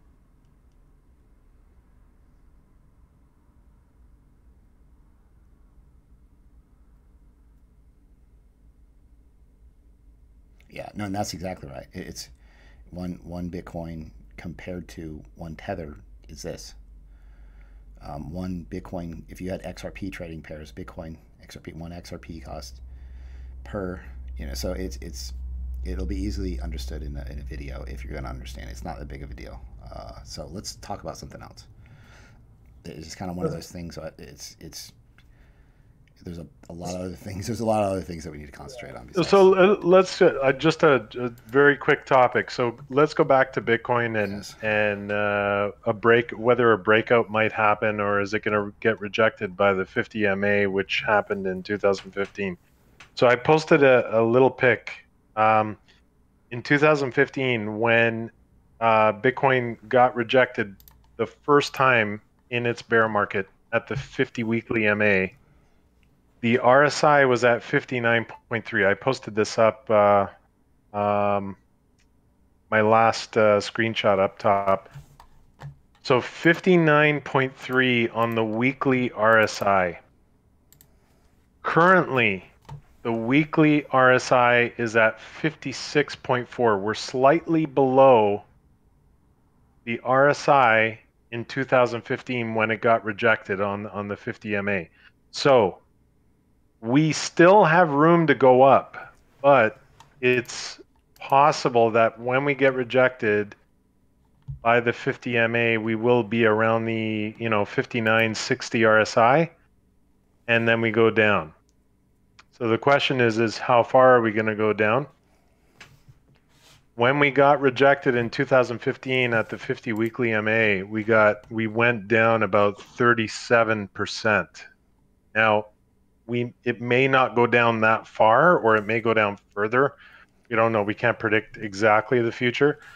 But 2015, when we got rejected by the 50 weekly MA, we dropped 37%. So 37% would bring us back down to 3,600 US dollars if we get rejected and if we followed exactly the same footsteps that we did in 2015. So just food for thought, just keep that in mind. It's not set in stone. It may not happen that way, but I just noticed that just by looking at this. So.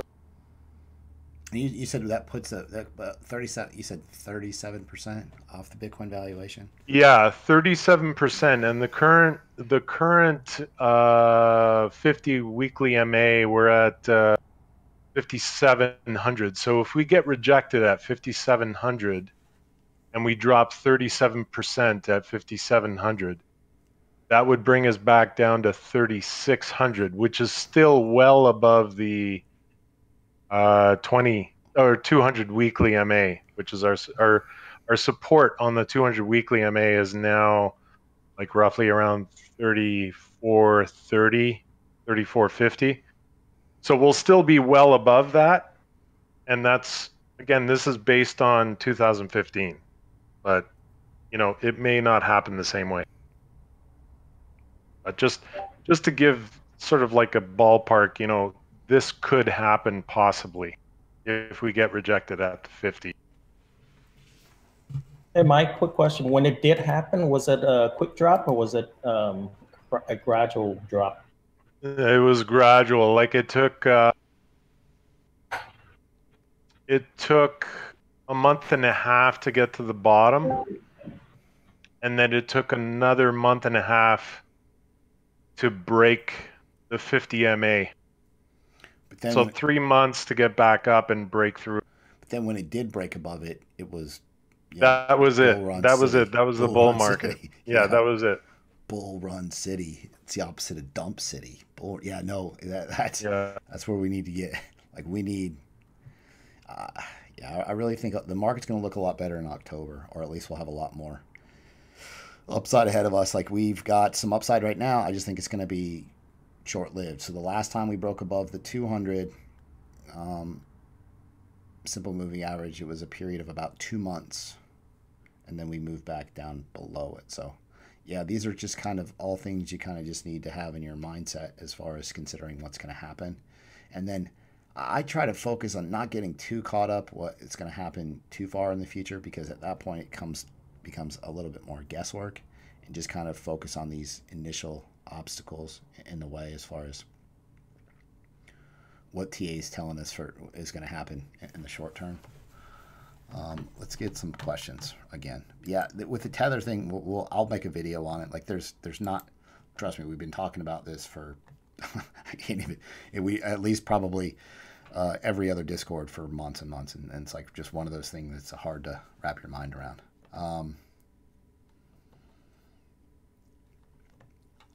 October, it's Halloween's in October.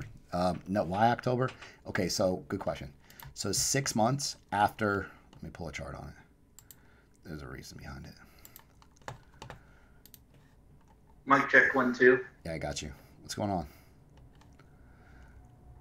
Switched my tablet. That's all. I got you. Let's see. So you want to pull up, when you look at previous price action, you want to go to Bitstamp, Bitcoin, USD. So you turn on log scale whenever you go back that far too, so it kind of expands the price action.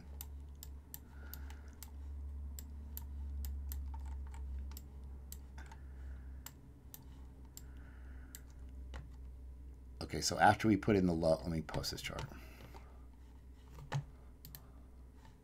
And again, we don't, this is just speculation, guys. Like, this is not at all 100%. This is, we don't know what's going to happen. Like, you never know. Like, if ETF gets approved, if Bakkt announces that they've launched officially, or something even worse, like, let's say, who knows? Like, maybe there's another hack, or, it's hard to predict these things. But based on normal trend, like based on if things happen the way they happened historically, then we could see this.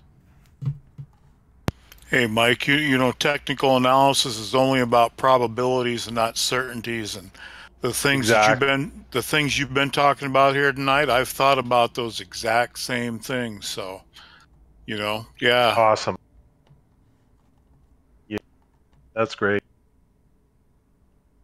So if you look at this chart I just posted, Bitcoin USD chart from Bitstamp, if you look, like we put a absolute bottom in the bear market around the roughly the same time as as far as the year in 2019 as we did roughly. It's real close. So then basically the price action back then moves sideways in essence. Like we had some really good run-ups, but then it was around October, so it took about 10 months. Could it be a little bit longer? Sure. Could it be a little shorter? Sure. But you see that the bearish part of the market, the downtrend, kind of ends around the beginning of 2015, similar to like what's just happened with us, where we hit 3150, and then we have some run-ups and we move sideways. And so you have a period of time where Bitcoin needs to consolidate and move sideways. And so that's kind of where I got the October idea, as far as the period of time that we would move sideways was about 6 months to 8 months, 10 months potentially. So we'll just need this type of consolidation before the move higher starts. But then if you'll notice, the move higher, when it starts, it happens, and it happens for, I think, 3 years, 2.5 years. So it happens for a pretty long length of time. The key is, when we don't have Bitcoin working against us, these altcoins are going to do so much better, because every time the altcoins get going, Bitcoin used to dump entire bear market. So that was constantly working against us. At some point in the bull market, Bitcoin's going to, let me mute you, Steph, I think. Bitcoin is going to, who is that? Testing, testing, 1, 2. Whoever that is, mute your mic. Okay. So, yeah, at some point, Bitcoin's going to start skyrocketing in a number of years, and it'll kind of work against the alts. But we've got a really good eclipse type situation where everything's going to line up and these alts are going to run really hard. So even though, Bitcoin's not taken off, we're still going to, these alts are going to run pretty hard. They're beaten down. There's tons of upside. Like if you do nothing about crypto, you come into this market right now and you buy some alts, you're going to do pretty well.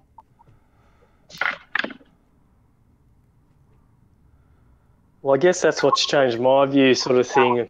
Like at the start, it was like, oh, I've got to, collect all this Bitcoin, Ethereum, and all that sort of stuff, and have my favorite coins, and just hold and hope, they go to the moon.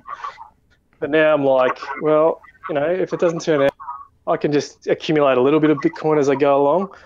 But I just want to jump into these alts and, look at the charts, work them out, get them when they pop, and I'm going to be ahead.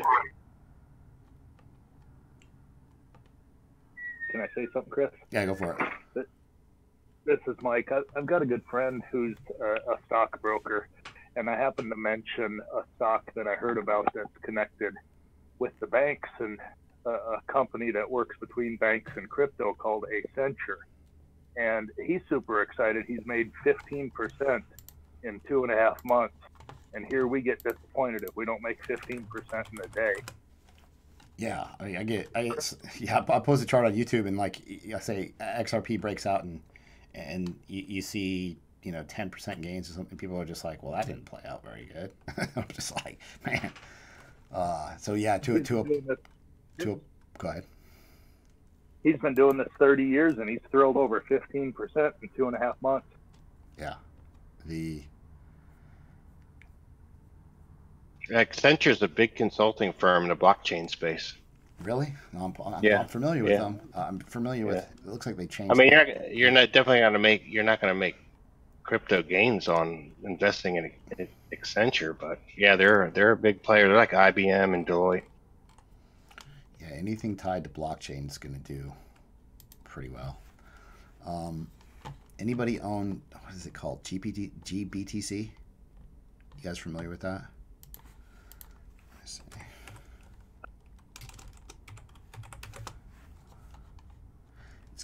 It's Grayscale Bitcoin Trust. So a lot of times it will, I think it's traded on, let's see, Tradingview. But the interesting thing about this is you can watch the price action of GBTC. Let me see if I can find a chart on it.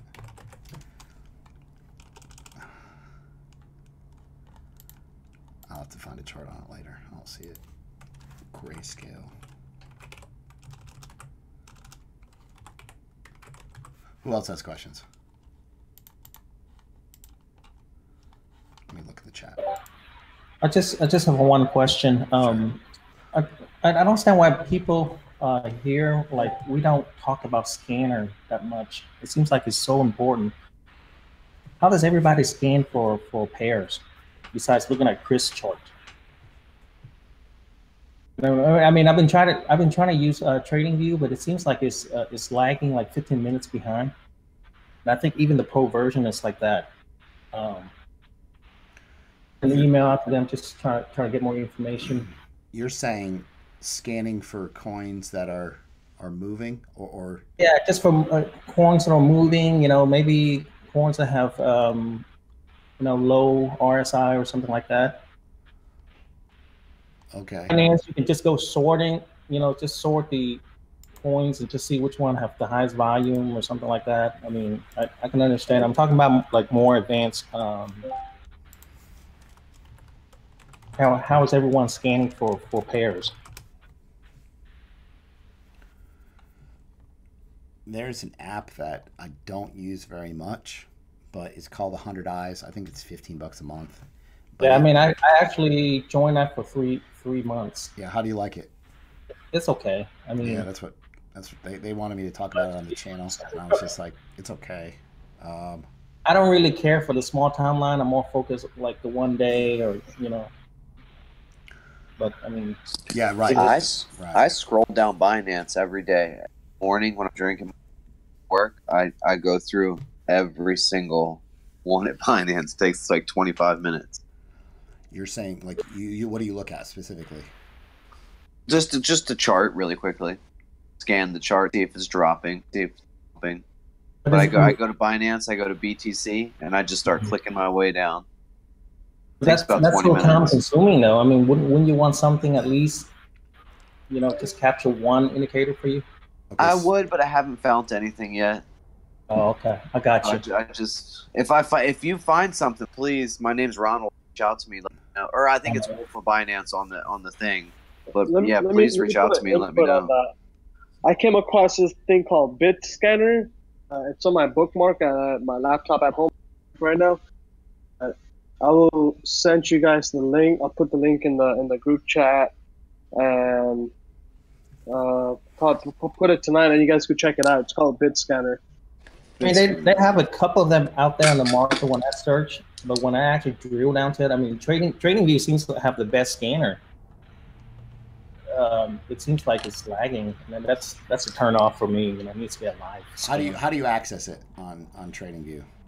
I actually don't even log in. I had an account a while back, but you can just go to the website and you can go to a crypto scanner.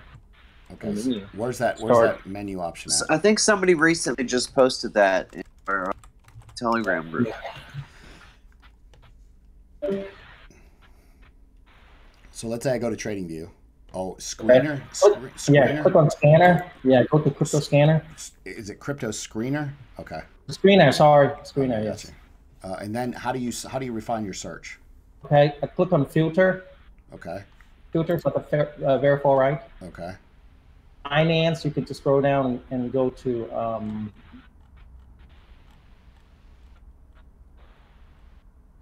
exchange. I think exchange, and you can change that. Go straight down to RSI. Across the top. All right, so I get to the point. I go to filters. I click filters, and then it says all search filter. You're saying you type in Binance? No. You can scroll down, or scroll down and look for, or you can probably type RSI there. I never actually use that search. Okay, I got you. And then I like this.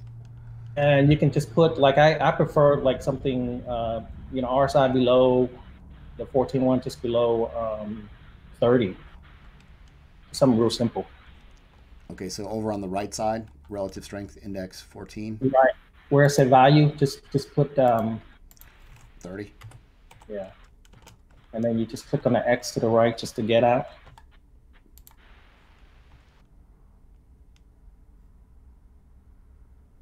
And you said there's a way to, so all these that come up, and how did you, okay, you can sort it by exchange. So then it shows you there's 5 coins on Binance with an RSI below 30. Pretty cool. Yeah, I've used this before, but that search tool, that filter idea is really good. You say it's behind a little bit?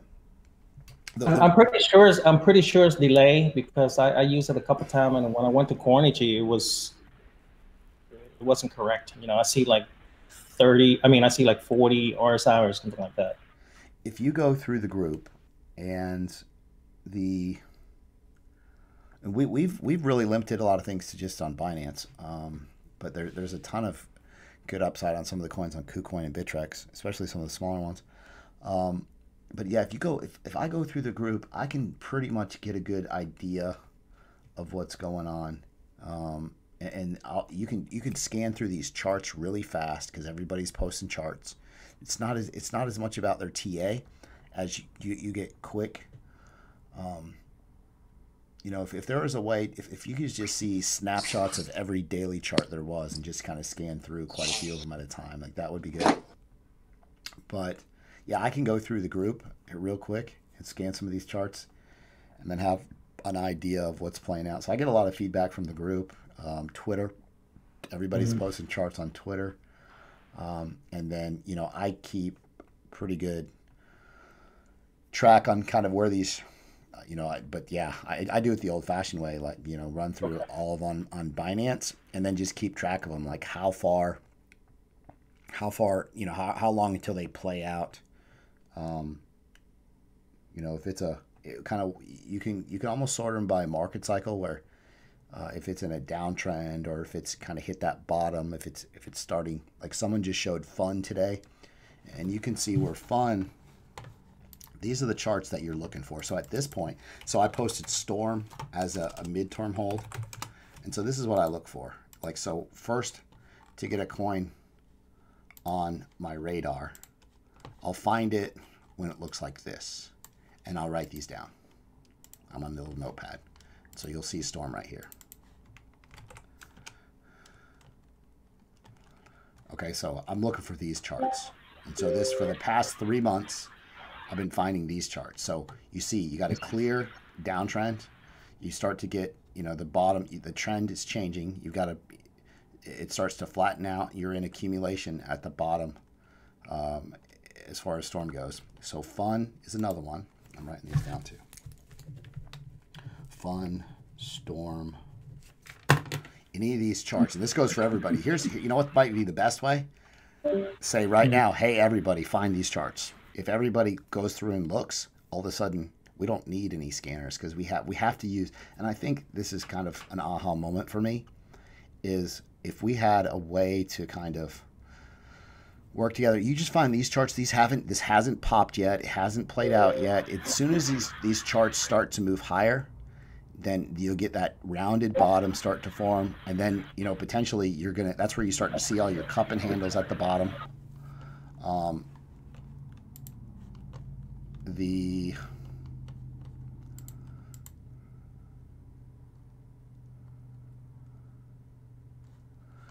Okay, Storm, what's another one? Fun's another one.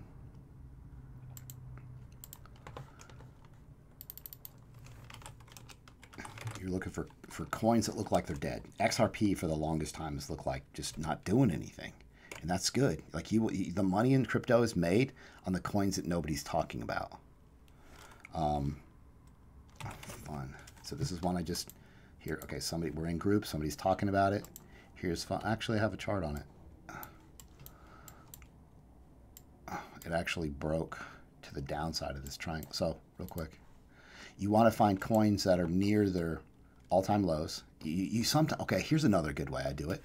Write this down. So I'll go and I'll look at the list of the coins that are down the most, potentially the coins that have lost the most valuations, coins that are down 98, 99%. And those are going to be at their all-time lows or close to last year's lows or a year and a half ago's lows. Like, you want to get the coins that they'll hit their bottom and their downward slope ends, and then you start to get sideways action. And then as soon as you start to see this curling, like I have a video on this idea where this is the pattern. It's called, like, this is the pattern we're looking for. That's the name of the video. Fun Storm. Yeah, Chris, can I comment on something real quick? Absolutely. I think for midterm or long term, it's probably okay. Just manually going through and look at charts and things like that. Okay. To day trade, you just want something real quick. Okay. It's very useful to scan something live. So when you, and that's something that we need to work on as a group, as a team. Like, hey, there's a ton of apps that just got posted. Like, hey, check this out, check this out. Like, we just need a viable option that will, because it's a task. Like, that's this is what I spend most of my day just going through these charts. And then, but once you kind of get down, I see what you're saying. Like, you're pure day trading. Like, you're not swing trading. Right. You're not swing trading at all. But a lot of time when it's really quiet, you're waiting for this mid or this. Right. So you just want something real quick. You can just scan real quick. So another thing that I did the other day when Bitcoin, when Bitcoin pulled back, I went through the top 100 and I wrote down a list of the coins that were still a little bit green when everything else was red, potentially double-digit red. And this is when we got a little bit of a pullback off Bitcoin. Went through, wrote down those coins, and then I checked it the next day or possibly even 12 or 16 hours later, and most of those coins were double-digit green after the market corrected. So that gives you a good idea as far as this, because you're buying you're buying, you know, oversold bounces like you talk about with the RSI. Oversold bounces are definitely a good viable option. Like you can do really well just day trading those. Right, and like I said, I like to trade all ranges. You know, it's not just day trade. You know, I want to do day trade. I want to do long term. I mean, I have all of them. Actually, that's what I'm doing right now. Sure. Like even now, just recently, I mean, I just made a couple $100 just set up on LTC, and then I had another one on Ethereum, and I just buy the bounce. You know, right when I go down the triangle, I bought it. I sold it. It just go back and forth like that. And I guess. Well, let me ask you that. What about that? Like you said, in these patterns, you know, basically just trading the ranges of these patterns. Is that short term enough? Or I mean that. Yeah, that's the kind of short term I'm looking for. You know, something live. You know, I got you. And you can make a lot of money out of that too. You can, you know? Sure. It takes like there's definitely a certain segment of the group that has the time to do that. And then there's a lot that don't. So that's why the group is kind of gravitated towards this kind of swing trading. But yeah, we definitely need to fine tune this approach and find a better way to have some of these setups and incorporate that into the group. I agree. Swing is great. There's nothing wrong with swing. I mean, it'd be nice to just have this, you know, this window up and everything that pop in there. You can just day trade real quick. Right. And I say that from experience because I've done something like that in the past, and you know, it works pretty well. I can give an example of finding a dead one today.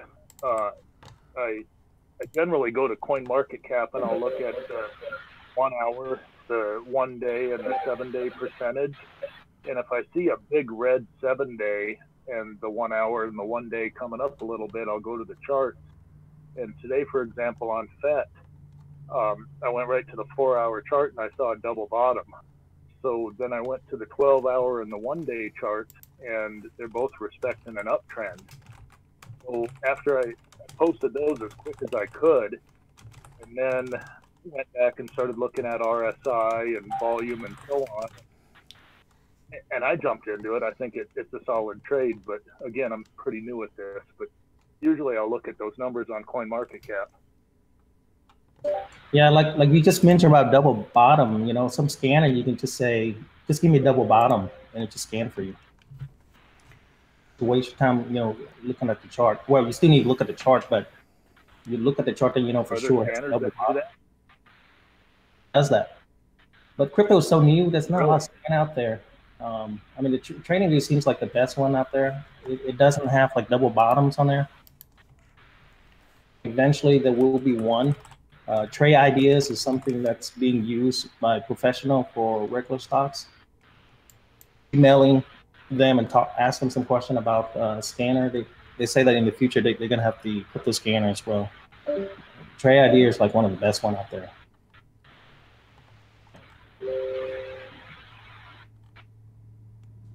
I haven't ventured out into any of that yet, but I think I need to. It's only going to get easier. Oh yeah. I mean, if you know, if technology is there and you know there's tools out there, I think we should try to take advantage of it. But there's not much out there, I can tell you, because I did search everywhere. Have you ever heard of? So I just posted a link. There's a couple different ones. I don't know if you've used any of these, so I can rule them out or not. Because I'll definitely look into it. Because that's most of my days is taken up by scanning coins. Gutting it out. Just you know. Right. And I understand how like the way you scan is more like social media, which makes sense. There's nothing wrong with that. I mean, but I want a better way too. Like I'm on your team. Like I want a better way. And you're right. On Binance. Sure. So Algory, have you heard of that? It's free. They have 100 different cryptos. Oh no. It says it's a crypto scanner, news aggregator. You can go through, put the exchange. Anyway, so that link I just posted. Where'd you post it? It's in. Where'd you post the link at? It's in. It's right there. See all those coins? In Discord. Sorry.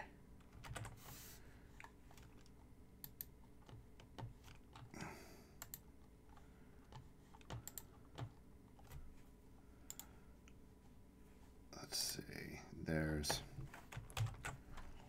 yeah, this is one of them. If you go to that link, Allegory.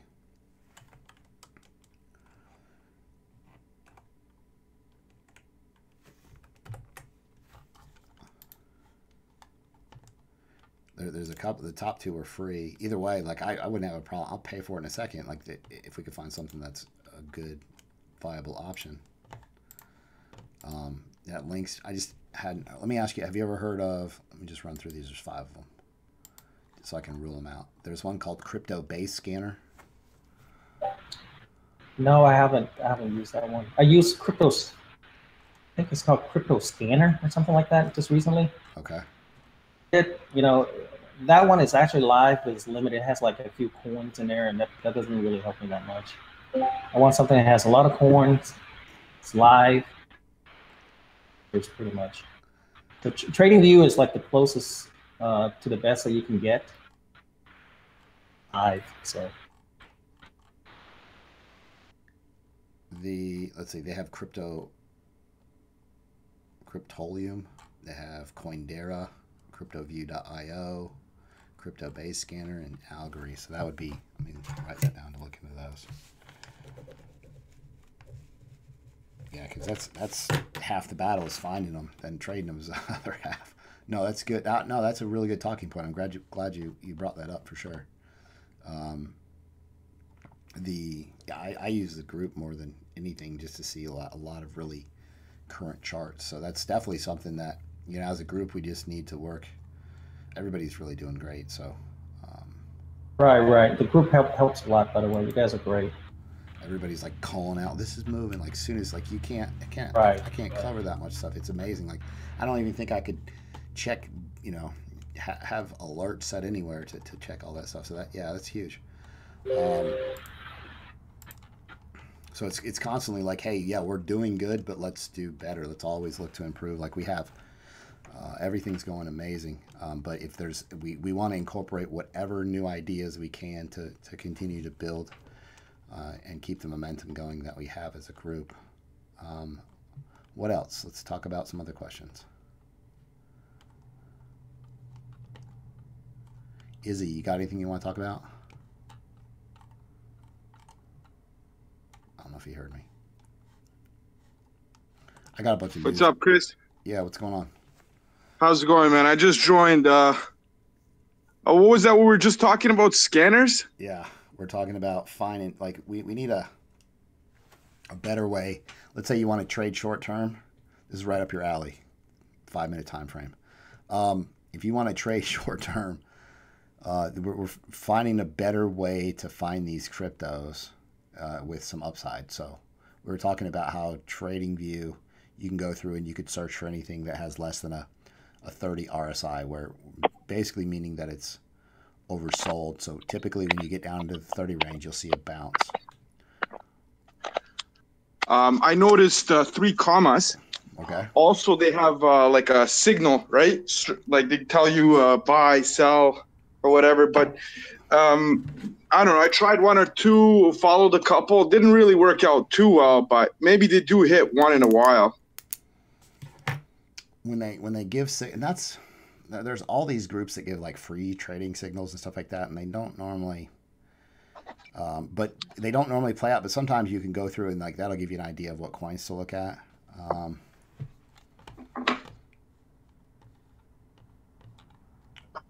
Let's see.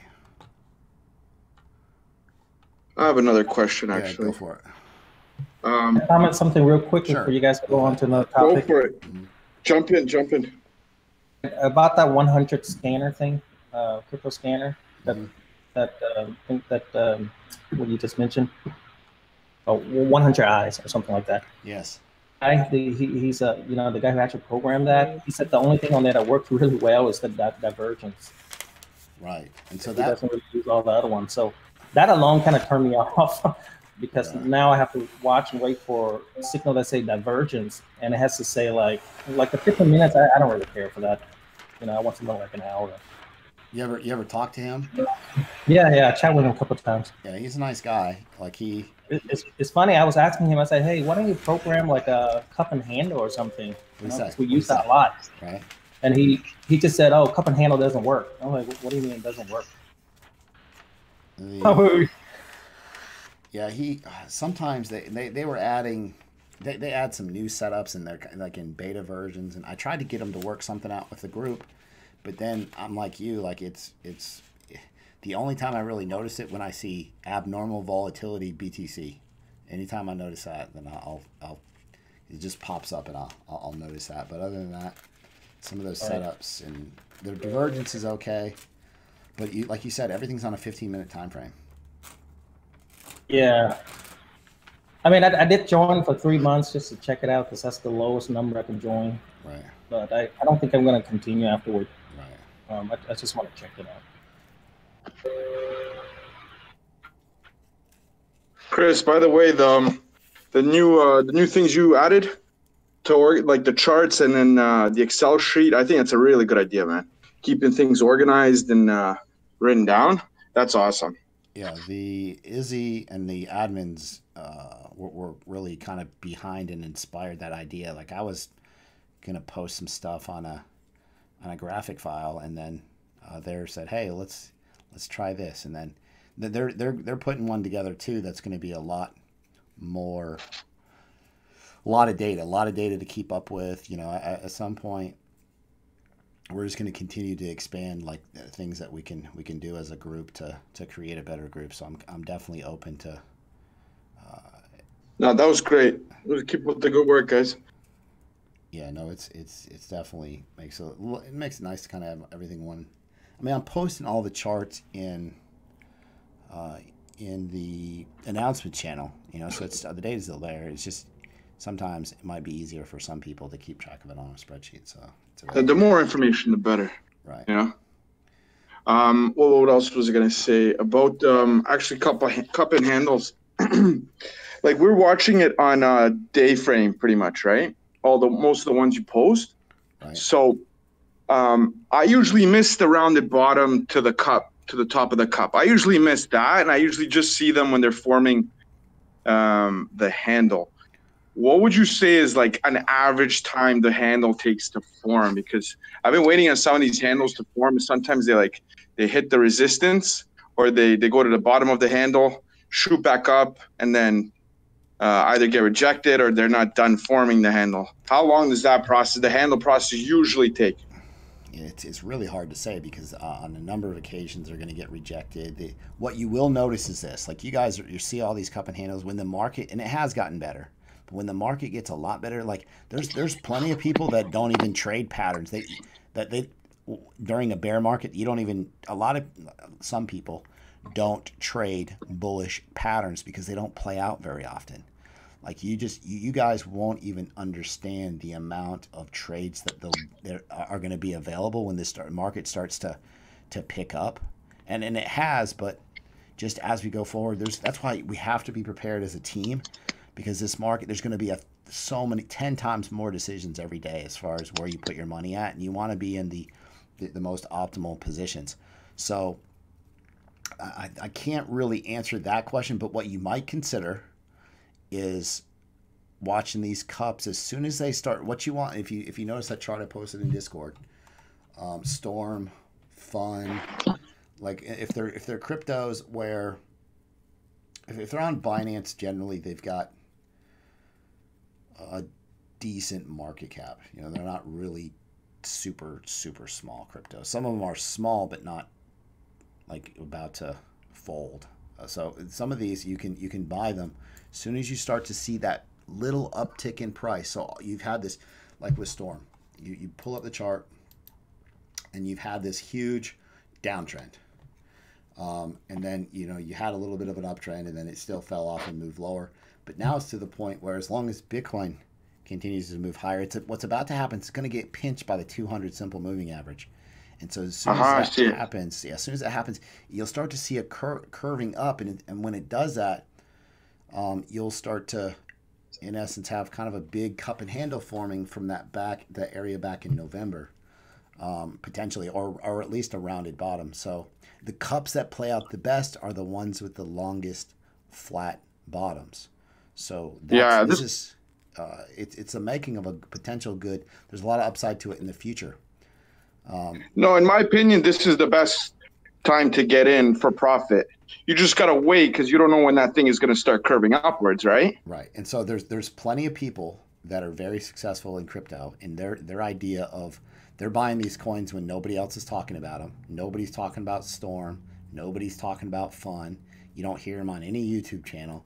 The money in crypto is made on these coins that nobody's talking about. You know, if you're by the time people are talking about it, by the time these coins are cool and everybody's yes, I mean there's potentially a lot more profit to be made. So, and then you got the a lot of retail traders come into this market, and all they talk about is coins. Well, why did this coin pump? And really, it needs to be shift that mindset to, you know, these are the coins that nobody's talking about. But that greed FOMO kicks in, and it kind of leads people to chasing these green candles in a sense. And there's a lot of upside just putting your money in some of these coins, and it's easier, you know, as far as time that it takes to watch. For sure. It's just find these setups where it's just a waiting game. You wait till they pop.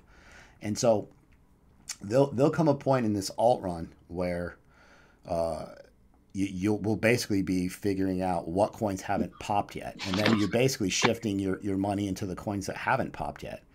You know, everybody else is chasing green candles, retailers. And then it's just, hey, let's put our money in the coins that have a ton of upside, because they're all going to pop. They all do. Like in April, literally, I made my year in 2018 in April, just off these cup and handles. Like, it's crazy. Like, I've been talking about these guys for 6, 7, 8 months now, and just waiting on this to happen. So we definitely want to see Bitcoin continue to consolidate. If we had a little bit more certainty about Bitcoin, you know, that would be good. But there's plenty of upside on these alts still. And what are we saying about Bitcoin? In a nutshell, I'm gonna need you to be. I'm gonna need you to be on time from now on. Be very cautious. Be very. I wouldn't even. Yeah. I don't know. Like, check out the charts. if you want to be daring, if you want to take the risk, you know, you can maybe buy up to possibly 5,700, but it's very risky. The amount of gains you can get from that, it's not worth the risk, in my opinion. It's almost best to wait it out. I mean, we're going to have resistance guaranteed at 6,000. Guaranteed. Tons of it. It's going to bounce off the ceiling there, for sure. For sure. There's no way it's going to... If it breaks through there, I'm gonna remortgage my home. Yeah, China just opened up the crypto. The ETF happened on the same day. Like, everything, there's no way. It's not possible. Like, that resistance is so strong. Very unlikely. Yeah, I mean, we're gonna have a retracement. It's just, I don't know why, but it looks too extreme. It just doesn't look natural. Earlier tonight, Mike was talking about the cycle and when the bear market might be over, and you know, as far as I'm concerned, guys, to be real blunt about it, until we're well north of $6,000 and moving steadily, you know, further up, this bear market isn't over with. Agreed. But at the same time, crypto does what crypto wants to do when it wants to do it. How many people saw that $1,000 jump overnight? You know, don't be shocked. That's all I can say. Yeah, well, I'm talking about a sustained trend over 6,000, not just a jump, you know, not just a candle or two closing, but it keeps on moving north.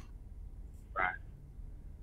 Yeah, my concern with Bitcoin is that on moving averages, if we want to shift gears to some trading indicators, I've heard a lot about moving averages, and I don't know much except death crosses and golden crosses, but it seems to me that we can look and watch for bounces, and I've heard a lot about the 200 moving average. It's kind of like, I guess, a bounce off a Bollinger Band. And then my other question is, what's the significance of using the 5 different moving averages that you use? Okay, so you're going to love it. Just because you like the MACD. You remember, you trading MACD crosses? Yeah, I was I was exhausting myself doing MACD on the 5 and 15 minute chart all throughout these. So you're going to like You'll use exponential moving averages, just like you do with MACD crosses. You'll have bullish and bearish buy signals and sell signals with your EMAs. And then, the simple moving averages, which are not weighted, give you a good example and ideas of the general trend of things. And you still get some bearish and bullish crossover. So anytime a shorter time frame crosses and moves higher than a longer time frame, so let's say the 21, which is the gray simple moving average, if it crosses above the red, the 50, if it crosses above the 80, if it crosses above the 100 or the 200, then that's a bullish. So when the short time frame crosses up, then it's a bullish signal. Some people use the 7 and the 21, and you'll really want to just kind of back test it. You'll really develop your trading strategy basically seeing on what you think works. But I kind of added the 80, and then the majors are the 50, 100, and 200. Definitely watch that video that I made recently. It's on the YouTube channel. Yeah, I'll post it for you right now. What was your other question? Well, I guess so. You'll also candlesticks will bounce off the moving averages. I hear a lot about the yes. Is that watch the most? Mm-hmm. It's support and resistance as well. I guess I really need to just get on that video again. I'm not sure if I watched it or not, but I've been trying to learn those. Would it be more significant for, say, the 21-day to cross the 50, or if it crosses the 200, is that a better signal? If that makes sense. I'm trying to figure out how to quantify the word better. Better. Can't. I don't know if I have a good answer for that. Everybody to moving averages. And it kind of has to do with the time frames. Go ahead. I said I got a fun thought on moving averages. I was just playing around with this when I saw somebody post about Neblio and EBL the other day, or today actually. And then I've got moving averages that I've got up. It's the 20, the 50, the 100, the 200. Okay. And then I was looking back in the Neblio chart, and there's actually a pretty cool thing that happens on the 4-hour. It probably happens on other time frames too. But as soon as those 4 moving averages line up, and the lowest is at the top going down to the highest. So they're 20, the price rises above the 20, and then the 50's right below that, the 100's right below that, the 200's right below that. And I called it like my bull stack play because as soon as those moving averages stack up from lowest on top to highest at the bottom, then in about a week to 2 weeks, there's about a 40% gain. And it's and you can track it back, look back in the charts, and you can see that exact same thing play out numerous times, and it's fairly accurate. Pretty cool. I've watched videos on a similar idea, and I'm trying to figure out, but that's good. If you see that, can you snap a picture and post it on the group? That's what I was going to ask. That's the cool thing about the next.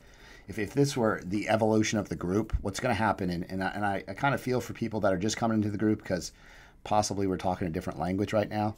When you first come in, well, I mean, in the sense that you kind of don't understand it, but then you watch. That's why I'm you got to catch up to the group, and you'll do so by watching the videos. That's going to help. Everybody's going to learn at their own pace and get this. We've got time. The best part about this group is we have time left before the bull run to get prepared. And everybody's in the same mindset that joined the group. They're thinking, hey, you know what? There's more to this. There's something else that's more important besides a bunch of manipulated news that moves this market. There's a reason why every $1 million, $1 billion corporation investment, smart money, whales, institutions, they use TA. A lot of them don't even care about the news. You see any successful traders, and they're going to say, hey, don't even message me about the fundamentals because I don't even care. You're going to catch heck on social media if you post an XRP chart because some people hate it, some people like it. It's not even about that. I just want to trade these candles.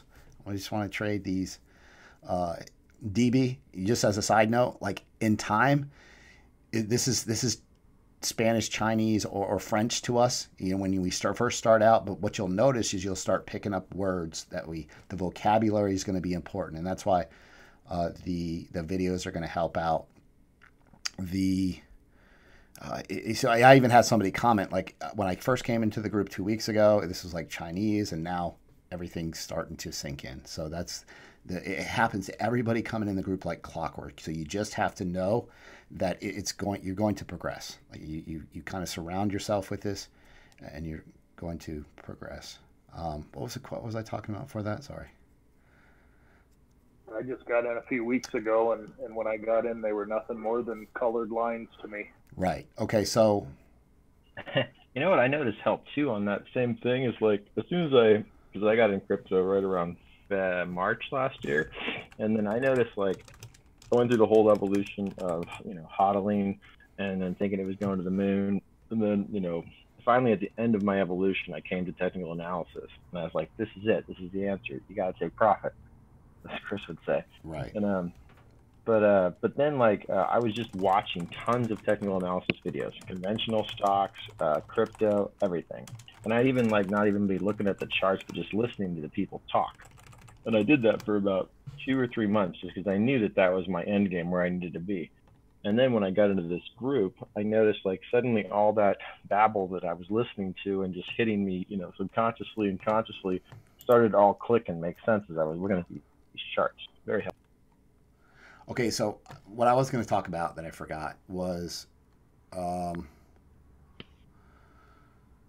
the simple moving averages that work out real well. If you're on Binance, for whatever reason, if you're on your phone app and you go to Binance and you just watch there's 3 default moving averages that are on there, and I think it's like the 721 and the 99, something like that.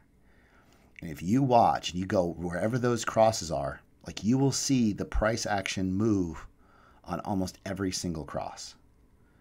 And so then it's just figuring out which way the cross needs to go. And it's as simple as that. And potentially I thought about it, and I'm like, sometimes I'll just sit there and watch the crosses, and it plays out so well. And then you have to think, okay, this is the largest exchange by volume. And then tons of people are retail investors are trading on their phone. So a lot of people are using the default settings. And that's why it works so well. I promise you got to go check it out. You go on Binance on your phone app.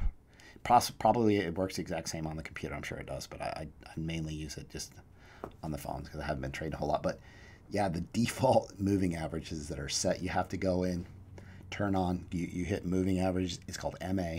Turn on MA, and then you'll see the 3 lines, and you just watch them cross, and in that second you'll realize, like, yeah, TA works, because every time sometimes you can, it's called back testing this data. Hey Chris, I don't know if you touched on this earlier. I came in late, but I was listening to what you were saying about indicators of Litecoin, Bitcoin Cash, and Ethereum. Okay. So I've been doing like the 4 compare charts, watching those. Can you talk about that a little bit? Yes. So if you see, so it happened the other day. Someone shouted out, Ethereum is dumping. And then, so at that point, you kind of, when you that was me, by the way. Okay. Nice job. Nice job. Thanks, man. Thanks. Might have been late to the meeting, but we'll give you that one. No, so right, okay, so you shouted out. I'm just kidding. Listen, so you shouted out Ethereum was dumping, and so my first thought is, what are the other coins doing in reaction to Ethereum dumping? So why is Ethereum dumping? Then I go to Litecoin, and I see Litecoin's pulling back quick too. So immediately, and the crypto that I have is probably just payments for the group, and then I tether it real quick, and then sure enough, the market pulled back pretty heavy at that point, and that was a point where you had a lot of altcoins double-digit red, and then yeah, John, probably 1 hour. Check it on the 1 hour. That was one point where a lot of these coins were double-digit red, and I definitely saved some money because of that Ethereum call. So you have to tie. So what you're going to find, and this is going to play out more when people start to, when Bitcoin really moves heavy, everyone's selling the altcoins and they're going to Bitcoin. And so that's an important, like we had an emergency meeting that night and everything was kind of chaotic and I was still trying to figure out what was going on. But it really goes back to when Ethereum, Litecoin, Bitcoin Cash, EOS did it a little bit, but I'm not counting on EOS. So Ethereum, Litecoin, Bitcoin Cash, when you see them moving, they can be leading indicators. So basically these altcoins will be foreshadowing what Bitcoin's about to do. So it's really important to pay attention to this price movement. So if you see these altcoins, then just kind of, then that's the time. Go to Bitcoin, find out, is there divergence? It's just kind of like an alert signal. Go to Bitcoin, look at it. What kind of divergence is there? What's Bitcoin doing? Like that gives you, like pay attention to Bitcoin at that point, you know, and then, but typically if some of the bigger alts or a couple of the bigger alts move, then yeah, you pretty much, it will resonate through the rest of the market real quick. Yeah, that's a good question. It's just, there's so many different things that over time, this seems like a lot if you're new to the group, but over time, you perfect one thing and then you add to the next thing to it. You perfect this thing and then you add the next, as opposed to, I'm going to try to learn everything at once. And so that's why kind of the way the videos are broken down is real basic in the beginning. It's really going to, you know, these are triangles, this is support and resistance, this is volume. And then it moves a little bit more advanced. And I need to, you know, get some more videos made. But it's phenomenal how well people are progressing.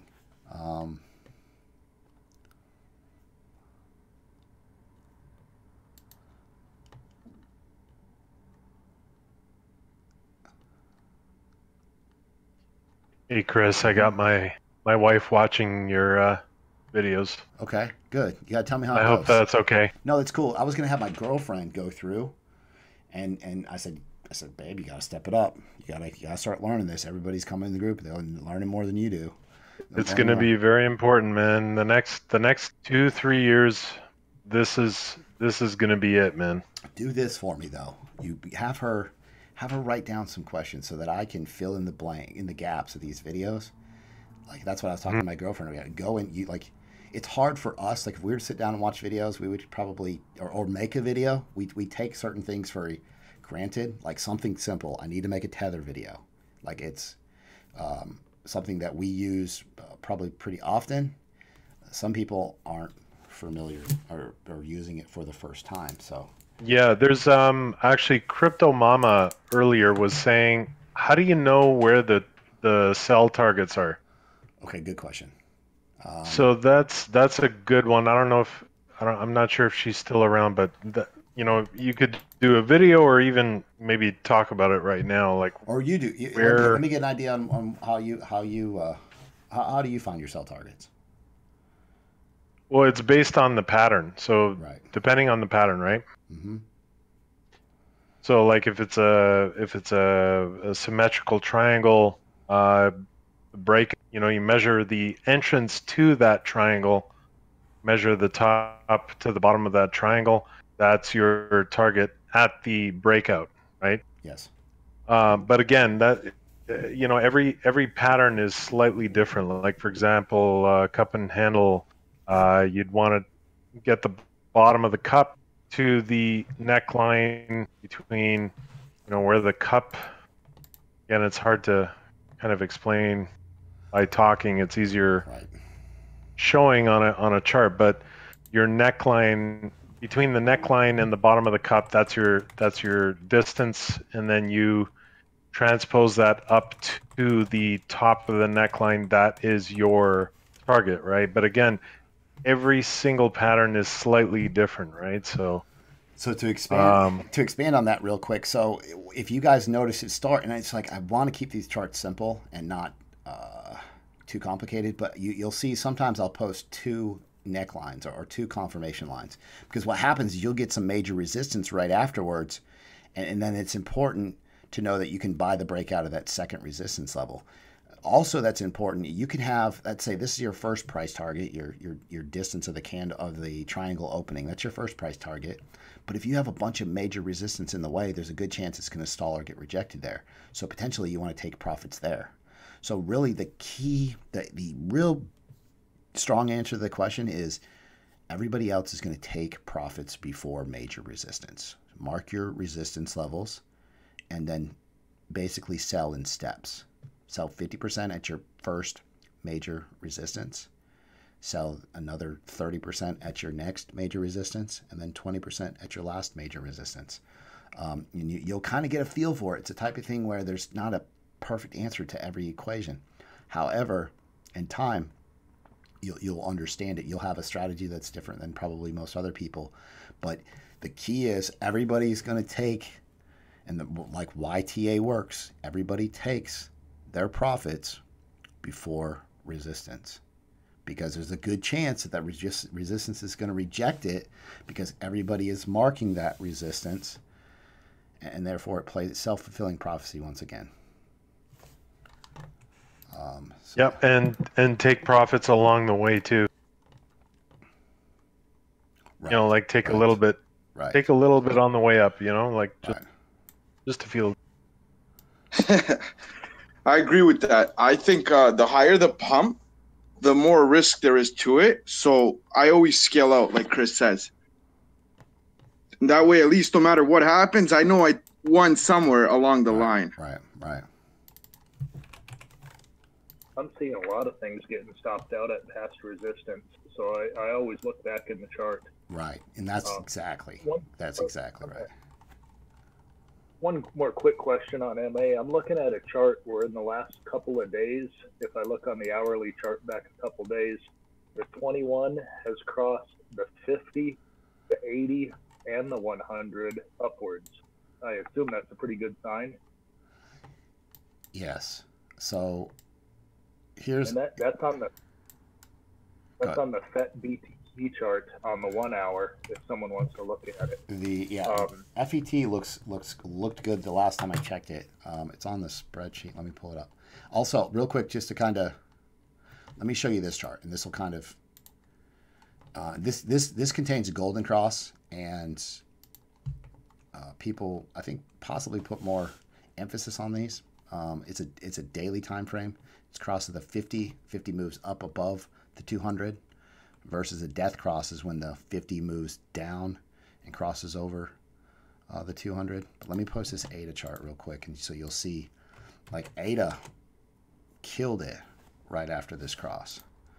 And so really you want to, the 50s in there, I've got all of them on. But when you basically, you have all your short term, the 200 is lagging, and it takes time to kind of catch up. But soon as maybe I should have turned off. But see the red line, the red is the 50. And so the 50 crosses in that mess, in that circled area, crosses up above the 200. But it's also bullish for all those other moving averages to cross up and above the 200. So a lot of people give a lot of stock to the 200. So you can see what happened to the price of ADA at that point. Shot up. Skyrocketed. It's a major cross point. Yeah. Right. Everything crossed at that point. Right. So that was a huge catalyst in that situation. And then if I show you, let's see if I do.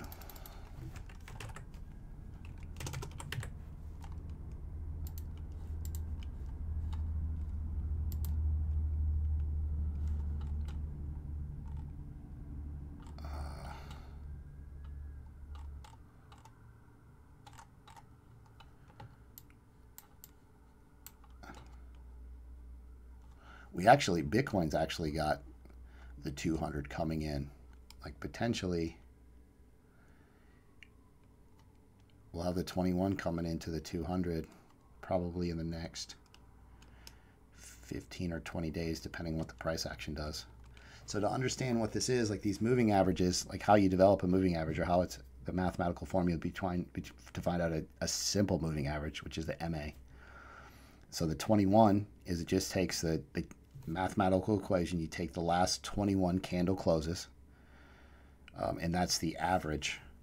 That's basically how you develop the 21. Then the 50 takes the last 50 candle body closes.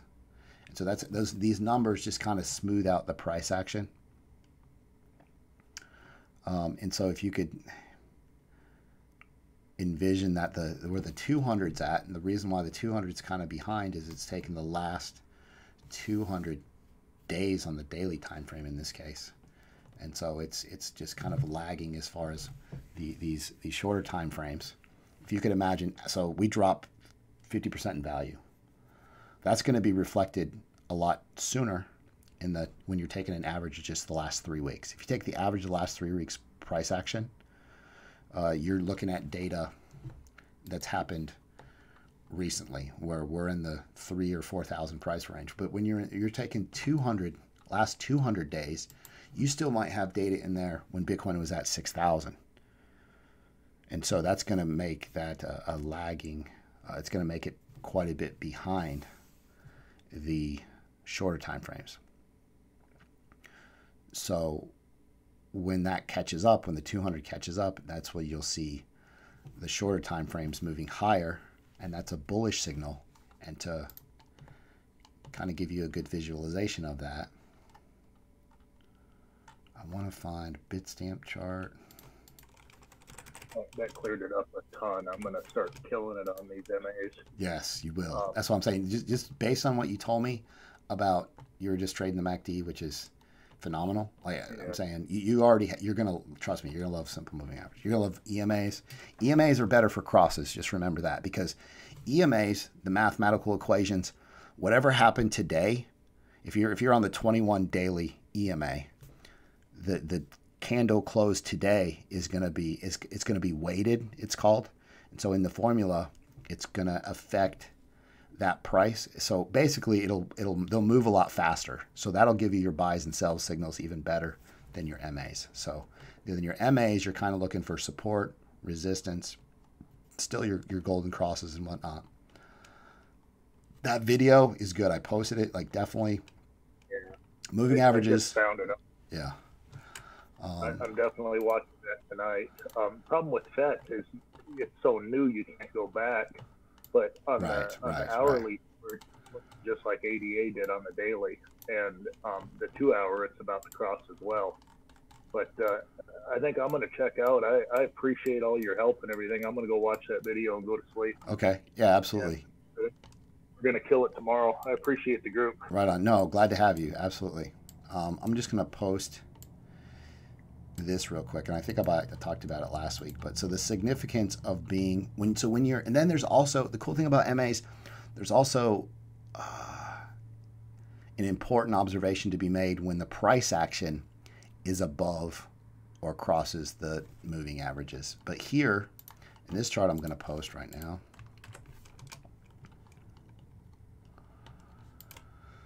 Okay, so I kind of circled. You'll notice when the price action is above the 200 SMA, it's an uptrend, right? It's a very bullish uptrend. So we're above there. So then that's where it comes back into that one little period where for 2 months back in 2015, we're above it and then fell back below it. So right now we have to kind of take it for what it is. But then you look at the top of this chart and you see where the price action in let's see, February, the price action is below the 200. So even though Bitcoin was below that, we had this in April. We had the altcoin run was in April, and that run up when Bitcoin ran up to, I think, 8,500 at that point from 6,000. Like, that was a solid. It was about 2 months played out. Like, I did really well on Neo. Ontology killed it. Ontology was just coming out. It was $1. It ran up to like ridiculous price levels, $9, I think. So yeah, potentially that's what we have to look forward to is getting a good alt run in. And then, yeah, these moving averages, if you get one thing out of this tonight, is definitely check out these moving averages. It's simple. It's not too difficult. And all you're looking at is some lines crossing, so watch that video. Let me look at some other questions. I got some. What? Anybody else have questions, voice, that they want to ask? Yeah, Squee, so Squee Talk, he's concerned about the fact that Bitcoin spiked 22% after someone bought a small percentage of the circulating volume. And the way, if you believe the news, what happened, they say they spread it out between 7,000 Bitcoin on 3 different exchanges. And so my thing would, if that's really, why wouldn't they buy it OTC? It's still going to affect the price. And so I don't know who was behind it. I definitely think Arthur Hayes of BitMEX is definitely, he makes a ton of money when he moves the market, if he moves the markets. But Chris, just on that thought, what if that same person would dump all those coins again? They made their profit with the run. So what if they were to dump all of that? The thing is, though, you'd have slippage. You'd have slippage if you sold that the same amount of Bitcoin you bought. If you sold the same amount, you would have slippage. So you wouldn't really gain from it. Really? As you sold your Bitcoin, you would be going down the order list. You would be selling Bitcoin for less and less and less. You would end up being right where you started off at. Okay. No, Not to mention FUD.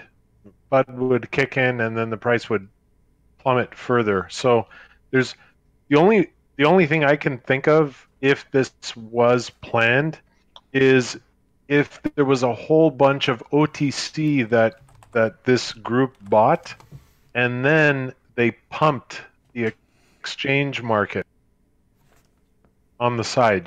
That's the only way, the only motivation to do this, if it was an inside thing. But again, who knows, right?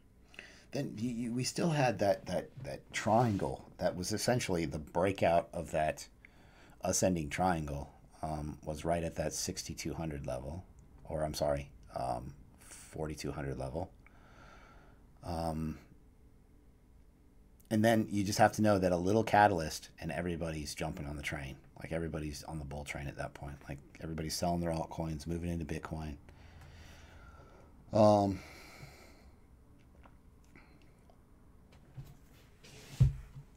Yes. No, you're right. Midas Touch.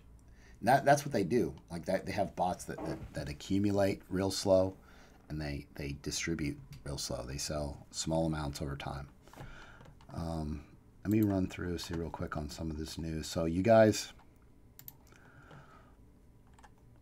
we're going to have Discord again next week, obviously, every week, 9:30. If you search pro tip in the announcements channel, you'll find all the pro tips, and there's about 14 of them, but I need more of them. But that's kind of always good things to look at. We trade what the market gives us. There's sometimes, right now, there's not a whole lot, and not as much as there was, a week or 2 weeks ago, for sure. So it'll get back there, but it's just everybody's letting this market kind of settle down after a big move.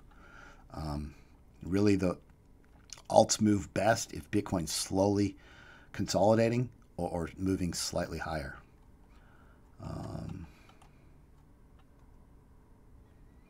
Make sure and watch that buying the breakout video if you're new. It'll kind of explain how these setups work. Hey, Chris, quick question. Do you have a video on how to trade on? What is it? Do you have a video set up how to trade on Binance? No, but I'll write it down. Define how to trade. What do you mean specifically? Just from start to finish? Yeah, because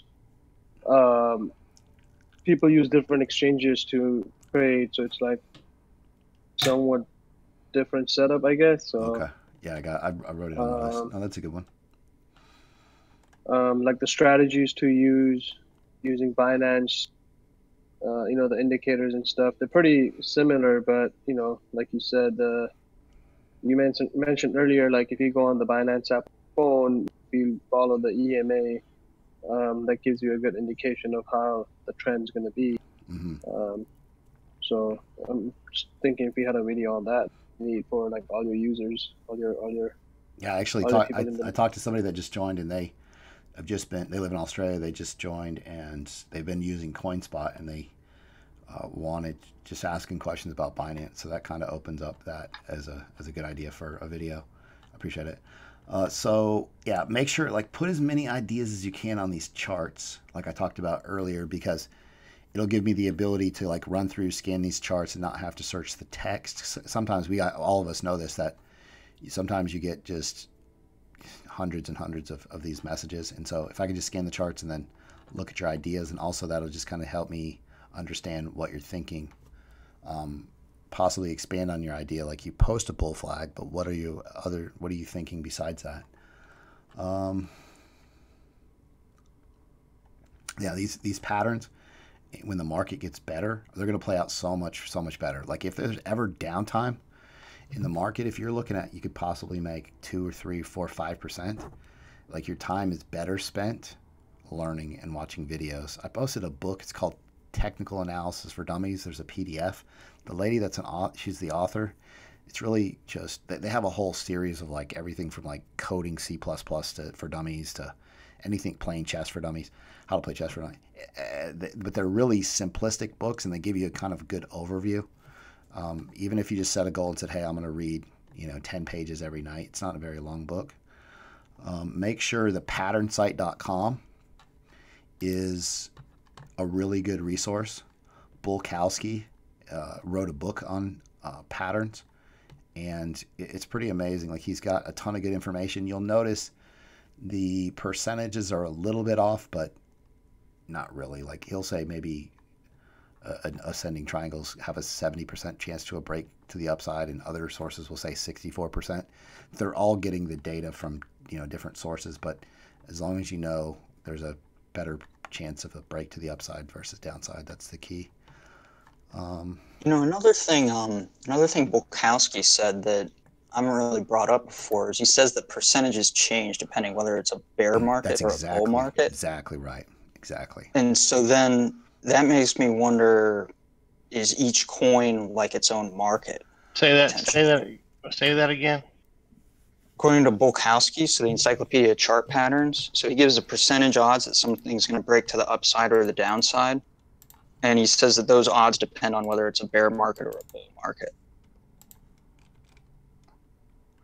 So a lot of people, like they'll tell you, like, yeah, I don't trade bullish setups in a bear market. A lot of people, because the percentages are skewed quite a bit. And there was a point, that's why I didn't give any calls. Like the group has been a good kind of a learning based TA type group, but I didn't give any calls for a period of months and months and months, because this market gets kept dumping. Like it's hard to trade these bullish setups on this stuff. So there were times when we'd play some swing trades and Tron mainnet, Tron testnet, different testnet and mainnets. But yeah, bullish setups don't really watch. It's just going to be like a dream. Like you could put your money anywhere in a bullish market and make a ton of money.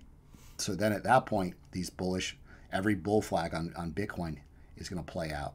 Right now, a lot of people, they don't even want to look at a bull flag for Bitcoin because it easily goes the opposite direction just as much. So, Bart Simpson. Yes, right, exactly.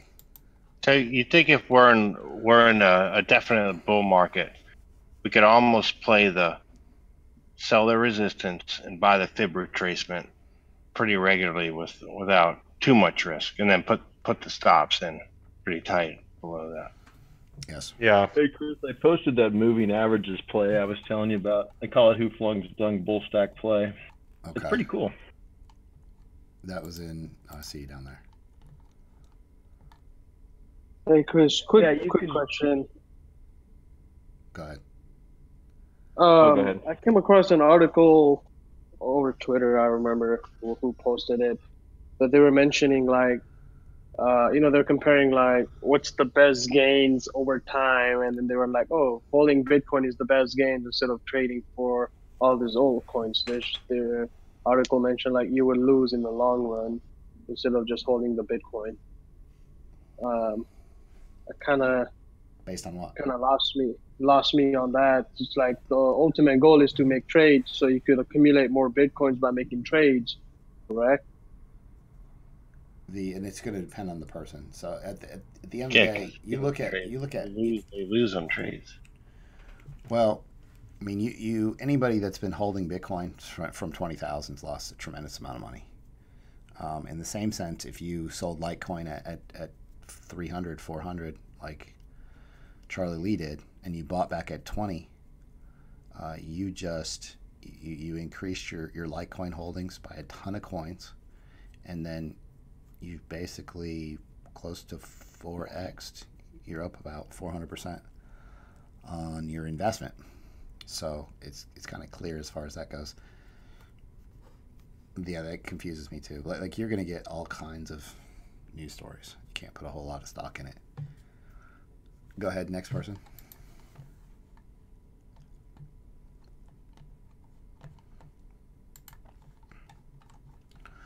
One comment I want to say. You guys mentioned about back tests a couple times. I heard that a couple times. Right. Are you guys talking about like a manual back test where you just go back in time and just see if certain things work? Right.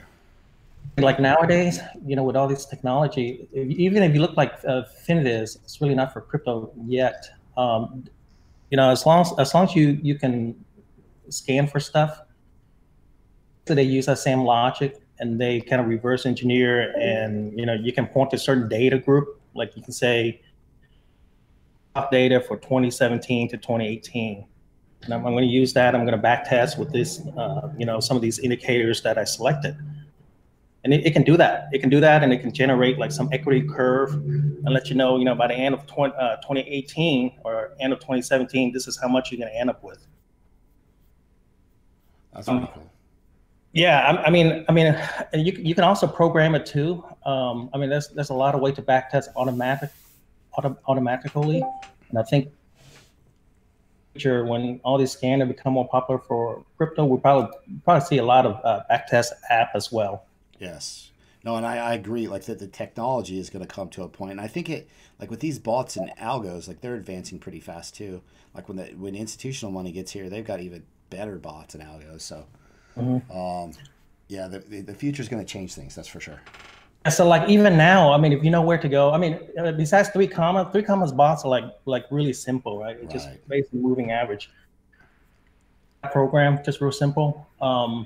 So basically, I used data from 2017. Like buy here, wait 5 days and sell it. Right. And you can see I started with 1,000. By the end of the year, I made almost $48,000. What bot was it? Just yeah, just for fun. Just buy it, wait a couple of days and sell it. I was just kind of playing around with it. Were you doing it, or was it you had a bot with those settings? No, I wrote it. I wrote it myself. Okay. Yeah, just something real simple. But I just want to bring that up just so you guys can understand that you can do a lot more with back testing. You can automate it. What's out there you can actually use. Well, we need you to write a bot for the group. We need to market it. I'll start marketing it. You can hit me up. No, there's going to be I'm always thinking about business ideas. If you guys ever have any, definitely. Something that works in 2017 may not work in. Right, you're right. 2019. This is something to consider. The market is very tricky. Right. No, and definitely 2017 was pretty golden year. That's for sure. Right. Yeah, I've got a bot for my full stack play. They got you. That'd be money. Yeah. I've got a bot running right now with a custom algo that's made about 0.5%. Actually, hold on one sec. It's been a while since I've looked. 5% over the last month. 5% total? 5% pretty Bitcoin good, gains. Bitcoin gains, not dollar gains. Bitcoin gains. Okay. How do you make bots? Well, it's using. There's a bot. It's called Profit Trailer. It's a platform that you can. They have their own default algorithms, but the one I created myself is different. It uses On balance volume change, moving averages, what else? RSI and MACD. So those 4 indicators on the 2-hour. Based What's on the that website 2-hour, again? it will buy altcoins and sell them based on a trigger. But again, like it's like you said, like in a bear market, it does not work. Like you do not want to trade with a bot in a bear market at all. And they actually are a lot harder to write. Well, it's easy to write it, but to make money, it's a lot harder than you think. You think it's easy, you know, you got all these No, strategy, it's and then not easy. Yeah. if it's easy, I don't think I would be In a joining bear this. market, you want to in a bear market, you want to short the market. Right. Right. You don't want to go against the trend. What's the website called again? Happened to me. Well, yeah. Yeah, this is Quant Connect. So you either need to know Python. Oh, so you need to know coding. Yeah, this one you need to need coding. But if you want to play with simple bots that make pennies, you can go with 3 commas. Yeah. Really crazy about 3 commas for bots. Yeah, they take. I read the fine print, and they take 50% of the. Yeah, they're the one that's making a lot of money. Hey, not no, you. listen, that's the business freaking Very much a strategy business. to have. Like just take a percent. You're like, hey, it doesn't cost anything. Smart. We're just going to take half. Right. That's nice. Yeah. So maybe yeah, I mean, maybe CBC should create a bot. Maybe. Yeah. I mean, the thing is, like, what I've been doing for the next month, it's working, but it may not work. Like, you almost need AI, and that's another thing. That's another topic for another day. But AI is going to be very dangerous, very dangerous. Yep, that's coming up. You guys are competing with bots, and then now bots with AI. We're gonna have like humans trading on the nanosecond scale. Like they will make decisions in nanoseconds. They actually have AI already. You guys just don't realize. That I they have a know. lot It's scary. Tons of money. It's gonna. You know what it's gonna do? It's gonna make the markets very stable. In my opinion. But who knows? We'll see. That's after we become millionaires. After we become rich, that's when it'll be a problem. I always tell my family when you hear people in the street start talking about crypto, that's when we're done. Right. Exactly. Yeah. We sell all our stuff and time to move. Hold just a little bit.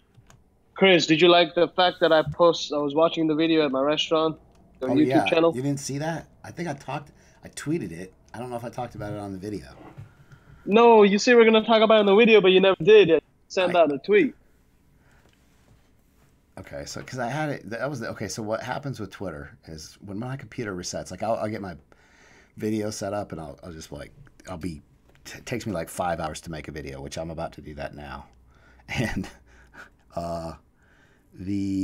so Tony said I talked about it.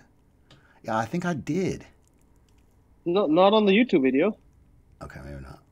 Okay, anyway, so what happens is I open up Twitter and then the computer shuts down and it loses all the things. But yeah, I'll mention it. Yeah, well, I'll mention it today. I put it on that night. We had the emergency Discord. Yeah. And I was like, everybody was like, "Who are you talking to?" I'm like, "Oh, I'm in my emergency Discord. I'm in this group on YouTube where we talk about crypto and learn TAs and all of that." And then so they're like, who do you follow? So I was like, "Oh, this is the gentleman that I follow on YouTube." And I put it on. So that picture I took, that's outside of the patio. We have a patio, so I put it on the patio side of the restaurant, and it was late, like 1 a.m. almost in Los Angeles when the market was going crazy that night when the Bitcoin spiked 12 o'clock or something, 30 or something. So it was not many people, but I still put it on for the people. They were like, "Who are you talking to?" So I kind of put you out there. I got you. Building up the followers. Let me see. Yeah. Tony's saying he thinks I talked about it. Like I thought I did. No, you mentioned somebody in our group, the CBC license plate. It wasn't the video before that. No, I watch all your videos every night. I have notifications on. Okay, I believe you. Because I put it on again the following. I was like, man, let's see if my buddy Chris talks about this on the YouTube channel. So I put the video on again. I'm like, just watch. And everybody watched. It was an 18-minute video. They're like, well, he didn't mention you. I'm like, oh, he probably forgot. Maybe next video. I got you. You're putting me under the. I got you. I thought I did. Yeah, it's that picture that he was talking about. What kind of restaurant do you have? I have a Mediterranean restaurant. Oh, I bet that's good. I love that food. Yeah. So this is the patio side, the outside patio. The inside is not different. I gotcha. Yeah, if you guys ever come out to Los Angeles, hit me up. We're gonna have a meetup at your restaurant.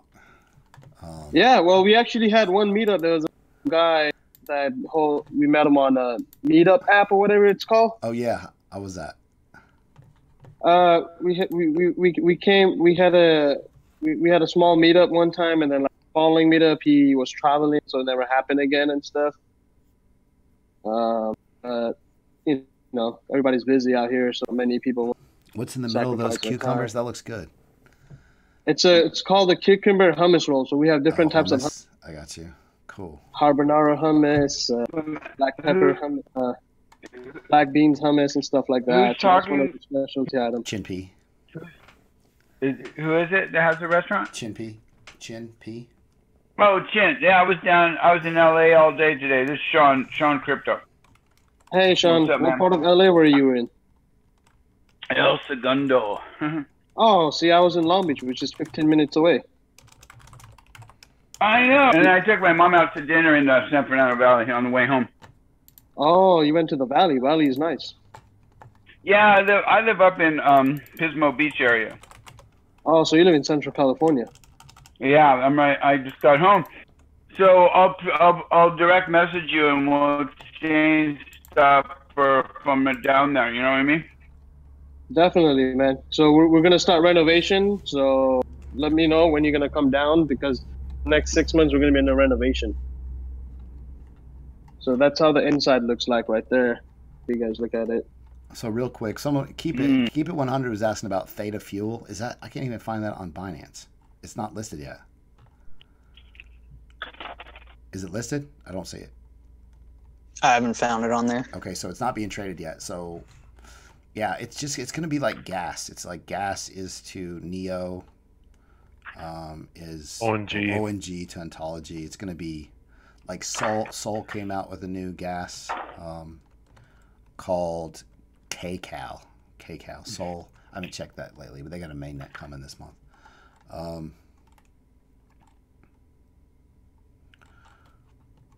Wow, this Discord lasted long. Are we all done here? Yeah, basically. Let's get one last round of questions. I got to make a video. I got another. Holy crap, Chris! You're gonna do a video now for you? I got to. Wow. I took a little bit of a nap, so maybe I'll make it to. Yeah, my sleep schedule's. I'm on Australian time. Zilliqa, Chris, yes. How are you? Chris, they got Theta Fuel on Australia. Okay. I just had a look on. I thought I'd seen it. It's got a big flame logo, right? But it doesn't seem to have any. It doesn't seem to have. All the other coins have got prices, you know, buy price, sell price, wallet price, but this has just got a 0 in the balance column. So it's kind of on there, but it is. And yeah, and probably Binance is about the same thing. So it's just not being traded yet. I don't know if it's on.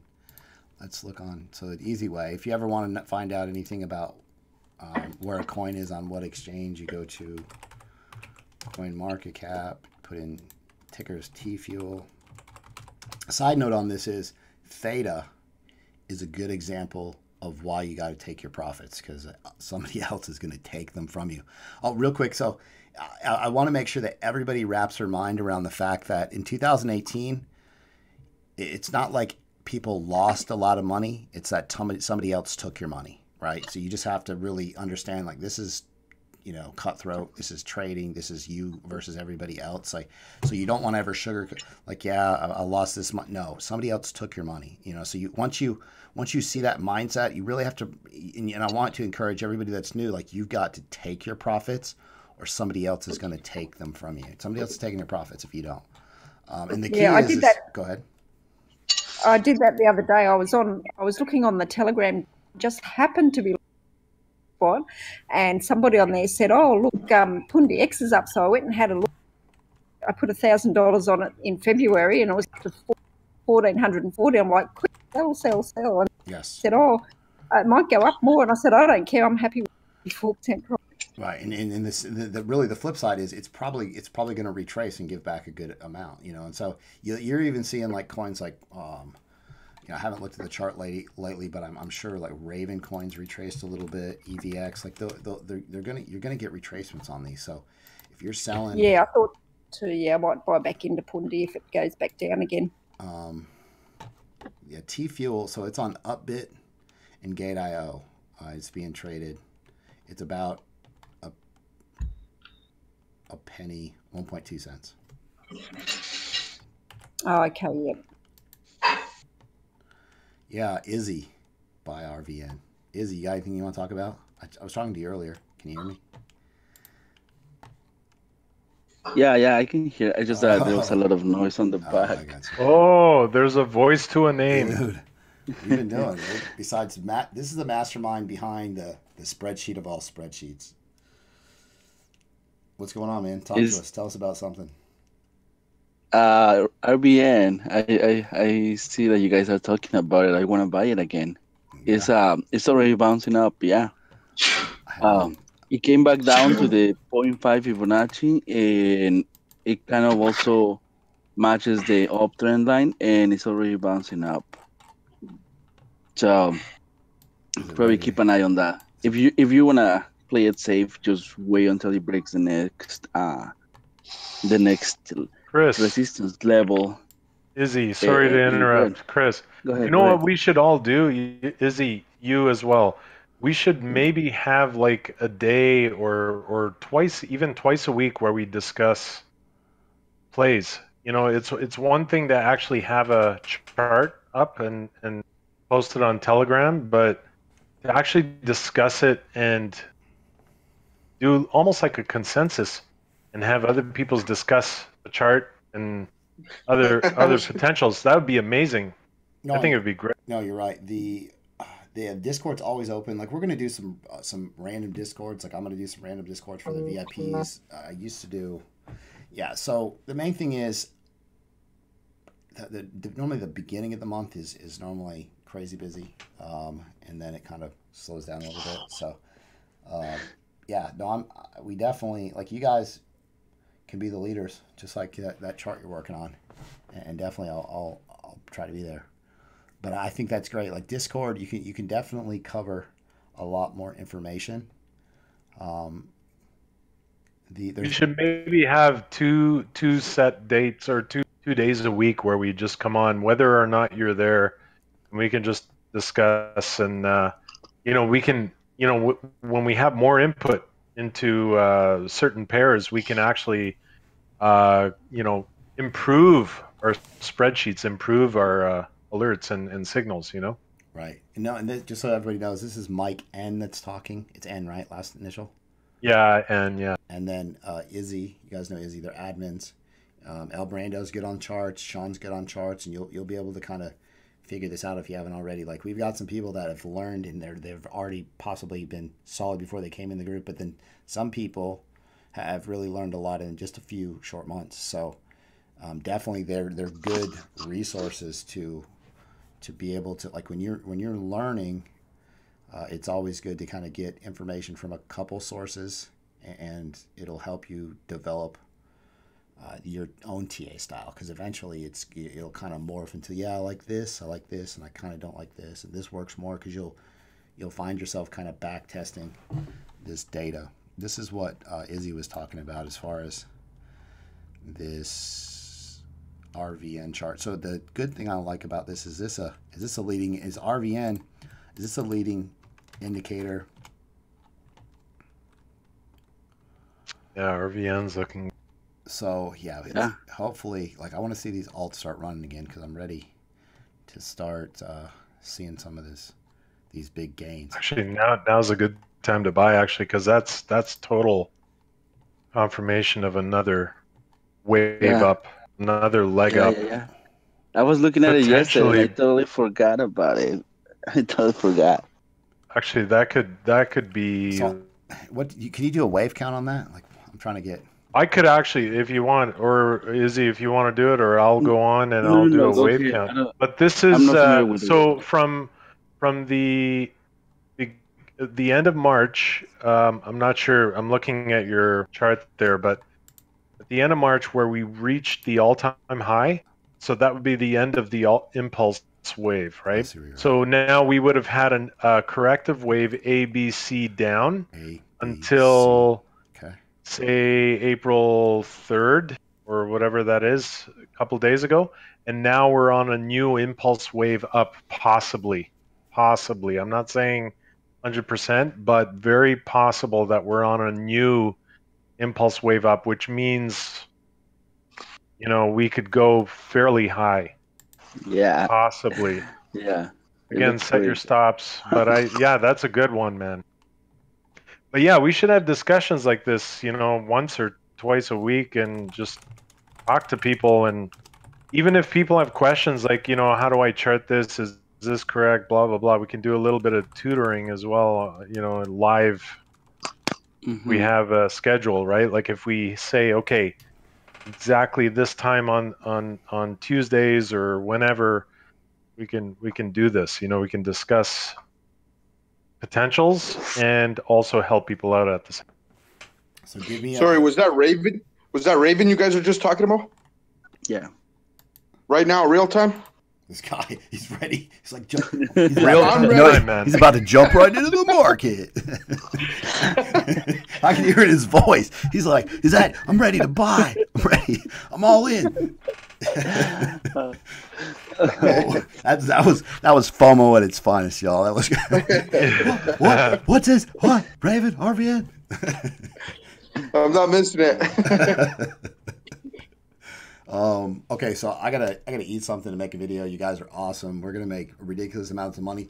All this good input that we get, like, keep it up. Like, we have to work together.